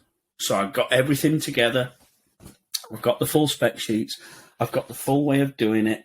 I found the guy who printed it at the exhibition because I wanted to know how the hell do you get this effect here, so that I've got white ink on the right side of the high build, and I've got red ink on the left side of the high build. Yeah. So I can't get my head around that. worked out how to do it. Quite simple when you worked it out. Lovely. And I got in touch with a guy who did the actual print for real, live at an exhibition. I said, okay, so obviously it's got to go around the machine a couple of times, hasn't it? Because we've got print on print on print on print on print. So give us a clue. What am I looking at here? He says, right, okay. So I think for that particular print, here's the print specs. I think it actually got printed 62 times. Fucking hell. So you can see that it says an image there. We've got the flat on image there. And then we've got the image there. 62 times. A T-shirt. So the fact that it ran round so many times sort of took the edge off a little bit. I'm like, I love the idea. It's a really tactile print. I love everything about it. But could I sit and watch it go around 60 times? No. I think more importantly, could you sell that? No. No. I don't think you could find a customer on this planet who would pay for that. Like, there's always a sucker somewhere. 62 laps around the press. Jeez. Yeah, and each lap's probably about a minute. So 14 station press, 16 shirts every minute. Actually, it's quicker than DTG. 16 shirts a minute? Yeah, because... That's not so bad, actually. That's quicker than me. Yeah. Oh, well, fair enough. We'll do it. No, not 16. We'll do it. Yeah, about that, yeah. Don't ask me to question. No, I'm not questioning your maths. We're not doing maths, no. No. Would you like to see another show and tell? Since we're on show and tell. Go on, actually, no. Have you got any comments or anything that we need to interject with? 62 times Jesus, that's about £1,000 a shirt. Yeah, well, that's what I went through my head. A grand a shirt. Yeah, it was an exhibition piece. It was an exhibition piece. But the lift on it is really, really high. I would say the lift on it is probably 3 mil. See, that's something that I'm playing with now. So a 3 mil lift, that's what? A 1/8 of an inch? Probably an 1/8 of an inch lift. Maybe a little bit more. Maybe quarter. Yeah, 1/8 of an inch. Probably an 1/8 of an inch lift. So it's an exhibition shirt. It feels uncomfortable to wear. But I think they could take that process and get a very similar effect with the lenticular. And maybe just half that by using the process properly and using more flashes. Yeah. You see, getting the height on high build, that's something I've been playing about with, mainly using coins, as you expressed. I wanted to say, did you use the coins? Yeah, I use coins. Now, I might be going to 2p machines to stock up on 2p's because I want to build the buggers up. I really enjoyed it. Start using pound coins, you tight bastard. Well, no, I use quid coins, but I've only got 4, so I can't stack them very high. So I thought I'd get a load of 2p's. Show and tell. For show and tell. All right, we're done with your show and tell now. No, I'm done now. Okay, what have you got? Images magazine. Now, Bryce won't have a clue what this is. But anyway, this is the UK equivalent of whatever magazine you've got. There's a print magazine that you in America anyway. It's a print. Is it called Screen Print magazine? No, but I've seen international screen printers mention it, so I'm pretty sure I've got one. But this so happens to be, Tony. Now, I hope you've got a tissue ready here because it's very sentimental. The first magazine that features me, an anatomy of a screen print by Danny D from Flipping Sweet and Chippy Tea. Yeah, I did see this, yeah. That's not me, that's some bird. But like this bit that I wrote it. And Tony P.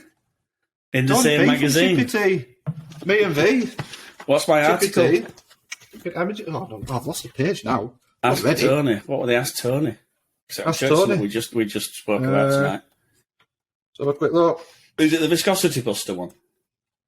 Probably, yeah, that'd be, maybe. I've lost it. Oh, there we go. Oh, do you know? Fun fact. Look who happens to have asked the question. Who's asked the His old question? mate, Bryce from Maycock. Bryce at Merch Shops. All right, what's the question? Should Right we buy then, another let's touch on auto? it. Yes, it is. Should we add more autos or a second shift instead? You've got it to some depth. Jesus Christ, man. I have gone into some depth. I'll have to send him it because he doesn't know that I've written it yet. So Yeah, so I've just been saying, basically Bryce, the what answer a to cool the what this question is. was the answer to the well, question dear. should we buy another auto was no. But as I wrote it, it was getting delivered, and I was stood at the side of him as it was getting delivered, and I'm like, I've just written, don't get this fucking auto, just run another shift. But hey ho, well done, Bryce. Now, there's a question that's often asked in Impressions magazine in the US. That's It's the all- one. But it's See, I only know about the 10 one. pages. It's only about 10 pages deep. 10 pages deep. A question that's often asked on the other podcast, the Shirt Show. Shh, don't mention Is- the American one over here. Oh, with the way. Although we might be hitting the 3-hour record, to be fair. So We're knocking on a bit, aren't we? Sorry, I've got 2 more cans to go. Although I really do need a wee right now. oh, for Christ's sake, really? It's all right. I'm going to ask you one more. I'm going to ask you another question, then I'm going to go for a wee once you answer it. I forgot what the question was. Oh yeah, so they often bring up they often ask their guests something along the lines of, "Do you want to be a shop with 1 auto or 10 autos?" Which is very similar to what Bryce. I'm assuming Bryce has got a couple of autos and he's just added another one. Is Bryce going to go down the route of just keep adding autos and autos and autos, or would you prefer to just have a couple and just keep it a little bit? What are you chuckling at? He's just left a comment. He don't No, listen. God. He fucking don't listen to me anyway. Basically, cheers, Bryce. He only listens to half of what I tell him, which is a good job, really. So the question is, do you go for, would you rather, so it's a different question, would you rather have a shop with 1 auto or a shop with 10? That's a different sort of goal question. The question that Bryce asked was, look, we've got so much work on. What do we do? I've got 3 autos, they're running at capacity, and I've got loads and loads of work on. Do I put another shift on to get the best use out of those 3 autos, or do I buy another auto? Don't forget, you buy an auto, it's sat there from 8 till 5, and then at 5 o'clock, you turn the lights off, you put it to bed, it sits in the corner like a naughty schoolgirl, and it doesn't do anything at all. You're odd. So it sits in the corner like it's been told off, and basically for 60% of the day, it's not turned on. It's on. Go for a wee. Go now. I'm off. Go. Cut me up. Go. Let's play your story. Go. Knobhead. Turn that microphone off. We don't want to hear you weeing. So I'll talk to a black Anatole press again. The reason it's black is because Danny didn't like red, so he actually sprayed it black, had it custom coloured. But anyway, that's a different story. The main question was, if I've got loads of work, do I buy another press, or do I introduce another shift? The logical answer, and the answer 10 years ago, was put another shift on, because there's no capital expenditure. All you have to do is at least buy at least 2 people that are just arms and legs and 1 qualified staff, and run that press for the 8 hours that it would normally be sat asleep. I believe I've kept talking all the time you've been for a week. You told it. Yeah, I can't remember what I said the answer to the article was, so now I'll have to send Bryce the actual written article. But basically, Send him a copy of the magazine. There's a digital copy of the magazine, actually. I'll send him. Oh, yeah, that's true. Yeah, but it's sort of in it. He might want a copy to frame, put on his wall. Yeah, maybe, yeah. Or he might not want any association with us whatsoever. If Well, not after this. he values his reputation. Not to say something else cool. Go on. Are we happy? Not when you've just come back from the Sorry. toilet, but go on. Here we go. Look at that. Look how shiny that is. So what's this? So this is foil. I had a On little top play with of- some foil. Just HD clear. So actually, I have got. So that is just HD clear with foil, heat pressed on top. Flat screen. Yeah. Or No HD build. screen. Well, it was an HD screen, but like I did one layer and it's pretty much squashed it. So that's cool, isn't it? I just wanted to try it. It's I don't know how good the wash resistance is to this stuff. From what I understand, it does have a shelf life. It will wash a certain amount of times and then start to come away. So All foil does. All foil does. yeah, I don't. Yeah, this is what I've gathered. So I would, as a countermeasure to that, screen print the colour underneath the foil, so it's the same colour. So when the foil does come away, at least it's somewhat close. Not shiny, but it's the same colour. So foil, That's me. foil, high build, puff, flock, burnout, crack, all these go in a circle. The whole Fancy time. effects.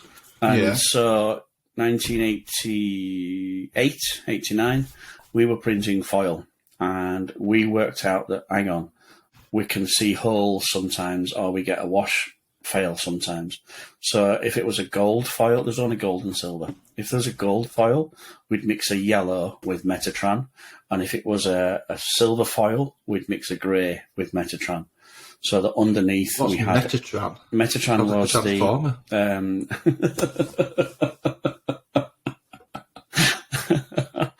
Metatran was a product from Sericol, which was Got it. basically an adhesive base. So like your Right. HD Clear, but a lot stickier. And it also had your secret trick, 2% puff in it. In the adhesive? Why? Yeah, why? So when we print it flat, even though we put as much ink down as possible, we still get the ridges of the fabric. So All to right. flatten those ridges of the fabric Oh, I see. before rollers and before presses that were in line, we would It add almost some, levels it. so it lifts it up and levels it, and You it see, lifts now, the troughs. interestingly enough, I suspect, and I might be wrong, HD Clear and HD, what's the other one? Sharp, has something along those lines in it, Yeah. because it does level out. So if you build your image up, you'll find on press, let's just say, for example, this one, which is my next show and tell, this is HD Sharp. Get close to the camera. This- Let's have a look at it from the side. Is it lifted? Yeah. I mean, I don't know if I can. Can I get it right? Very difficult to show, but yeah, it has. It's very 3D. It's real Yeah. cool. But anyway, so the open area of the print, so let's just say the thick part of this S, on press, if you the initial print, you can see the edges are raised, but it sort of sinks. Now, when you apply heat to it, it sort of levels out. So I'm wondering if maybe there is something like as simple as 2% puff in, or maybe Sharp. in just I think it's in the Sharp. The HD Clear. This is what I'm because saying. That goes glossy the more heat you put on it. But the maybe Yeah, the that's Sharp right. does have. I think in that. Did you have a look at the Aviant page with the special effects? No, I forgot to have a look. The Because ones they- that show you prints and then they show you how they did it. I'm pretty sure that they have a really good resource page which allows you to download files and tells you what percentage to use to get a certain effect, and it works really, really well. I'd definitely recommend it. I need to have a look. We have a look. still come back to the commercial ability of it. Oh yeah, I can't make any money doing it. Can we make money doing it? Yeah, that's the issue. can we make money out of it? Well, actually, I'm going to go back on what I've just said. I have a customer and a very specific niche market with a need for HD clear. And actually, we've just been talking about... Have you stole my rugby idea? You stole my weightlifting idea. Yeah. I've not stole it. I gave you it for I know free. it exists. I know it exists anyway. Right, well then, Yeah. all right then. If you're going to go down So that you want route, commission?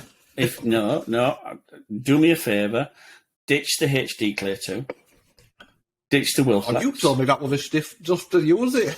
If you want to be serious about it, you want to do it, and you want to steal my idea. No, if you want to take your own idea and run with it, swap it out for silicon. Wow. So now we're into some really difficult printing because that stuff is a nightmare, isn't it? From what I understand. Yeah. Look I've been using... how smugly you just picked that meal. It was like, yeah, it's really difficult, Daddy. I've been doing some silicon printing today on embossing. Glad you didn't do this. On an embossing machine. So basically printing silicon on the inside of the shirt and embossing on the outside. Right. And so that we get that raised effect. I wonder if I can show you. Even though it's a terrible way to do it online. See, I think I've come up with a really good fake emboss as well. Can you see that emboss? I reckon on YouTube you can, but I can't see it. But I reckon YouTube can. So that's the inside of the emboss. Yeah. And the outside is the video I didn't take. So you've not got one. Oh, well, that was a good show. No, didn't get that one. Well, that was a nice half show and tell. I hope you're all... You can see the depth of the emboss. So is that an actual emboss? Yeah. An actual physical emboss? Yeah. So some sort of machine has stamped it out? Heat press, male and female. Yep. You print silicone and then you emboss. And then when the plates part, you have a shape left. So Nice effect. But again, it'll go cyclical. It'll be nice for about a year, and then it'll disappear, and then the machine will get put in the corner and never used, and used as a teapot stander, and then it'll come back again. see, I've seen shot. I think I saw Bella Canvas. Bella Canvas have a YouTube channel, and they pretty much showed you how to use.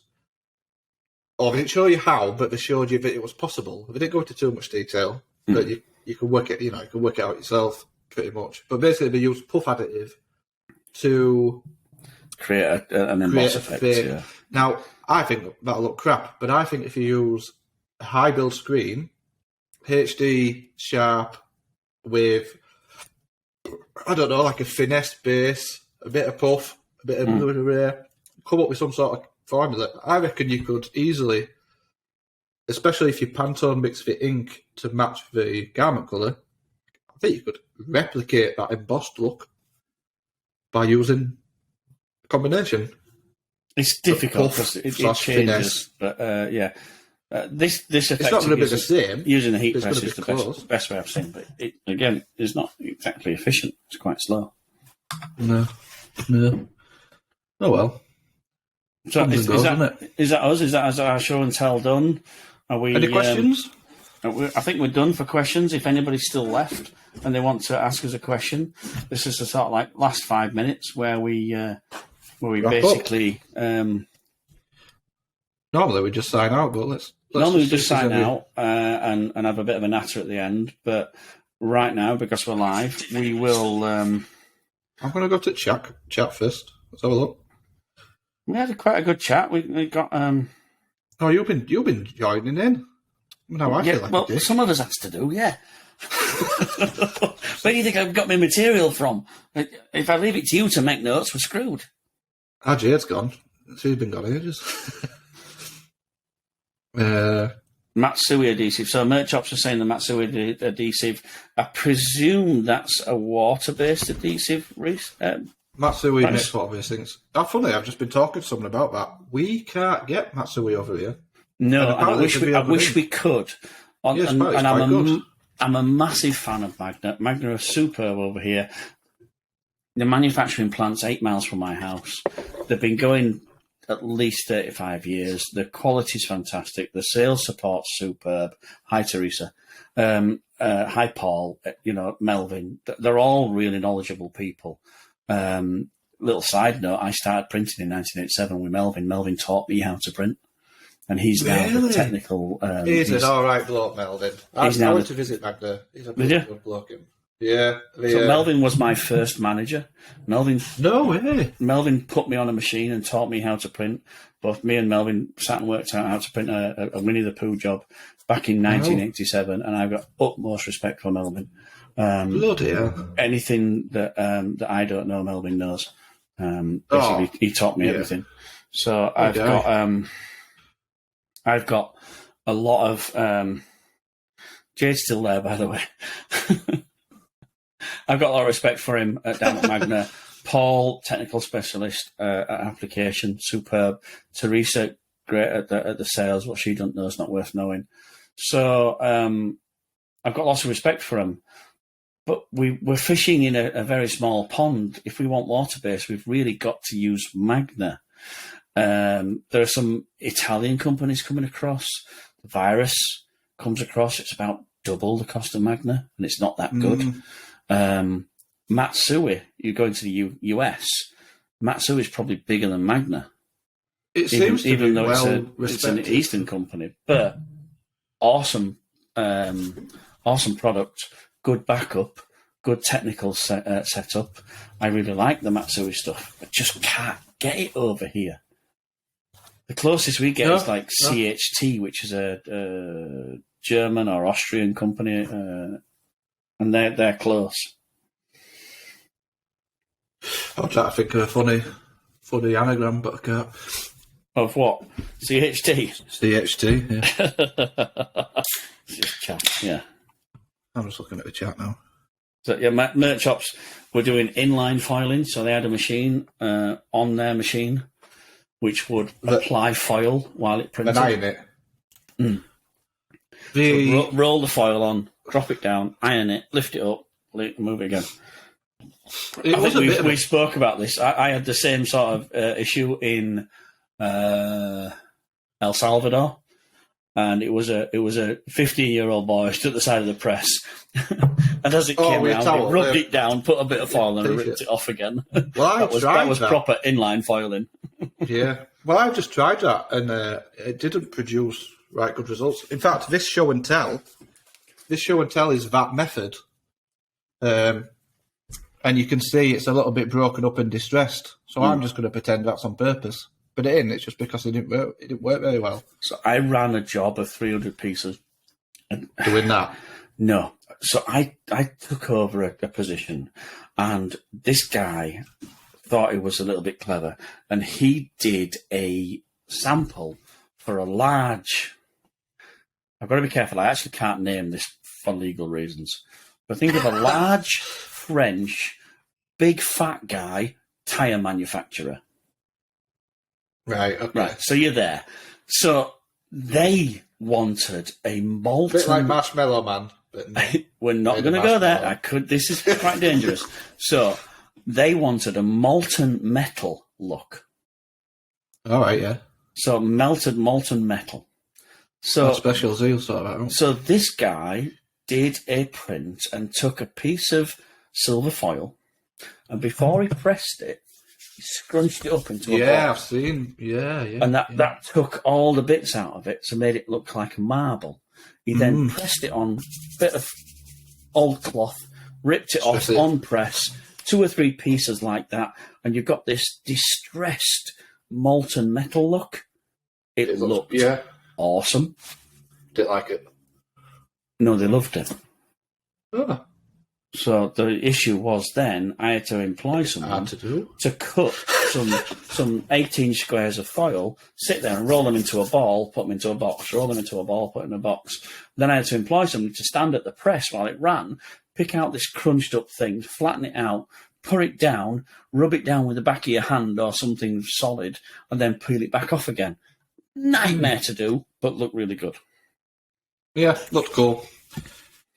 Right then. Buddha bar. What's Buddha bar? I'm just reading it now. We do write nice. We do write nice baguettes and toasties and stuff like that. So yeah, we can have a butter bar, and I will be careful walking home in my dungarees. So maybe on that note, we should. On that note, cheers. we're gonna hold the glass up. Bryce, if you haven't got a beer, you've gone down in my estimations. Jade, go get some sort of drink, whatever it is that you drink, and have a Jade will beer. be on wine by now. She'll have had 6 bottles, won't she? Sarah, we think Sarah's teetotal because she's always sensible. So, you know. No, Sarah loves a Guinness. Sarah will have had a couple of Guinnesses. Yeah, she'd be probably knee-deep in rum by now. And anybody else that's managed to stick through that 2-hour marathon that we just did completely live. 2 hours. 2-hour marathon that we made up completely live. I think we did work quite well there. I bet we've done well. Here's to you. Cheers. Thank you very much. We do appreciate the people that tune in every week and put up with our bullshit. We love the feedback. It does keep us going. Oh, yeah. Keep the feedback coming. Tell your friends. Annoy everybody you can. We love to hear. I told Danny a story of someone who rang me for some technical advice on my drive home, and just as a side note went, oh, by the way, keep up the podcast. And that keeps us going. We need to hear that. He was so engrossed in the podcast that he forgot to pick his child up from somewhere, which, it's a small price to pay. He'll wait. It'll be fine. Therapy That's like the highest compliment you can get, isn't it, really? Therapy will sort him out. It'll be fine. So big shout out to Chris. Forgot my child existed. Sorry, Ethan, but yeah, big shout out to Chris. Get your priorities right. Listen to the podcast first. Pick your kids up later. And here's to another couple of episodes later. Right, all best. So stay safe. Word to your mum. See you in a bit. We'll see. So hang on. We need merch chops. So Bryce, we need a recording of Bryce saying, and this has to come from you. Go on. I'll see it. It has to come from me. Yeah, because you can say it really better than I can. And so how do we sign off? I'll see you in a bit. See you later. Again for Bryce. Sibby. I'll see thee. It doesn't even recognise it as a word. Oh, need Bryce to say it. I wonder where we will go. I'll see thee in a bit. Yeah, Bryce. A quick voice note. We're not going until he sends it. quick voice note. In fact, I've decided. Jade, Sarah, Bryce, send us a quick audio message. I'll civvy, send it to us. We'll play them each out, and then we'll let you go. Sit tight, Tony. I'm not shifting. I'll see you in a bit. Well, to be fair, it might take that long. You need another wee, but yeah, we'll go for it. To be fair, I do need a wee. Stop it! No, you're staying there. Do you not have a tactical one before you sit down? I don't say no voice messages. I'm not seeing no voice messages either. No, so but it does take a minute. So here we go. I'll see you in a bit. Here we go. Ready? Yeah. This is dangerous. I've not pre-listened. I'll see thee in a bit. There we go. Who was that? Our Jade. Jade. Oh, well done, Jade. Come on, we're relying on now Sarah. I'll see you in a bit. Bryce. And Bryce. Nice little voice message. I better check my messages. I've not had no tea yet, so... You've not had no tea? Don't take your time. Let me see if I get any messages. No, nothing. Me or Tony. Where is she? Hey, Bryce. Are you ready? Yeah. Again. I'm not listening to this. It could be old. It could be old. City.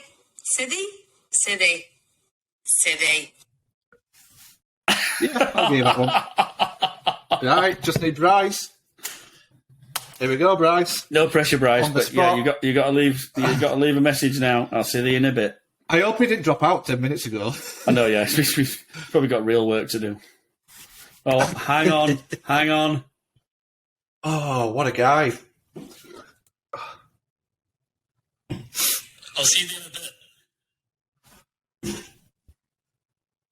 I'll see you in a bit. There you go. I'll see you in a bit. It'll do for me. Not bad. Well done. Not bad. Absolutely awesome. Great. We can go now. I can go So- get some tea.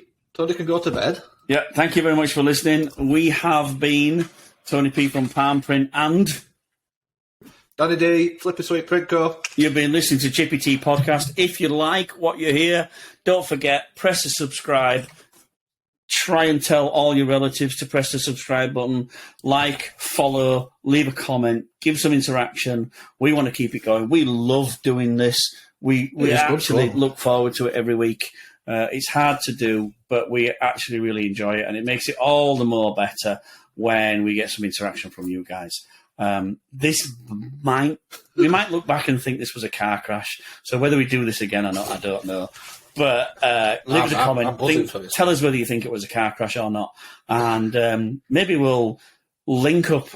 We have a method of letting you all have a little video intro Yeah, to us.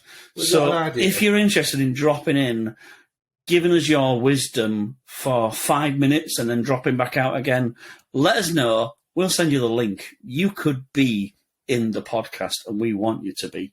So think about Fair play, it. If Jimbo. you're brave Fair enough, play. if you're brave enough, and you haven't got a panther dryer, then you can basically. You two can be in the podcast where you can drop in, say, "Hi, Tony, can you just tell me, how do you do that?" And then we'll answer your question. You can drop back out again. You don't have to sit for the whole hour. It's good. We'd love to get you involved. So Sorted. Danny will sort that out. Yeah, I'll work it out. Right. Well, So I've had thank a you very bloody much. lovely good time. Yeah. Thank you. This has been Chippy Tea Podcast. All that remains to say is, See you in a bit. I'll see you in a bit. Bye. Ta-da. Ending it now. She don't agree with me. I don't want lobster thermidor with raspberry Kool-Aid. It's Friday night, I'm within me rights. I want a Chippy Tea.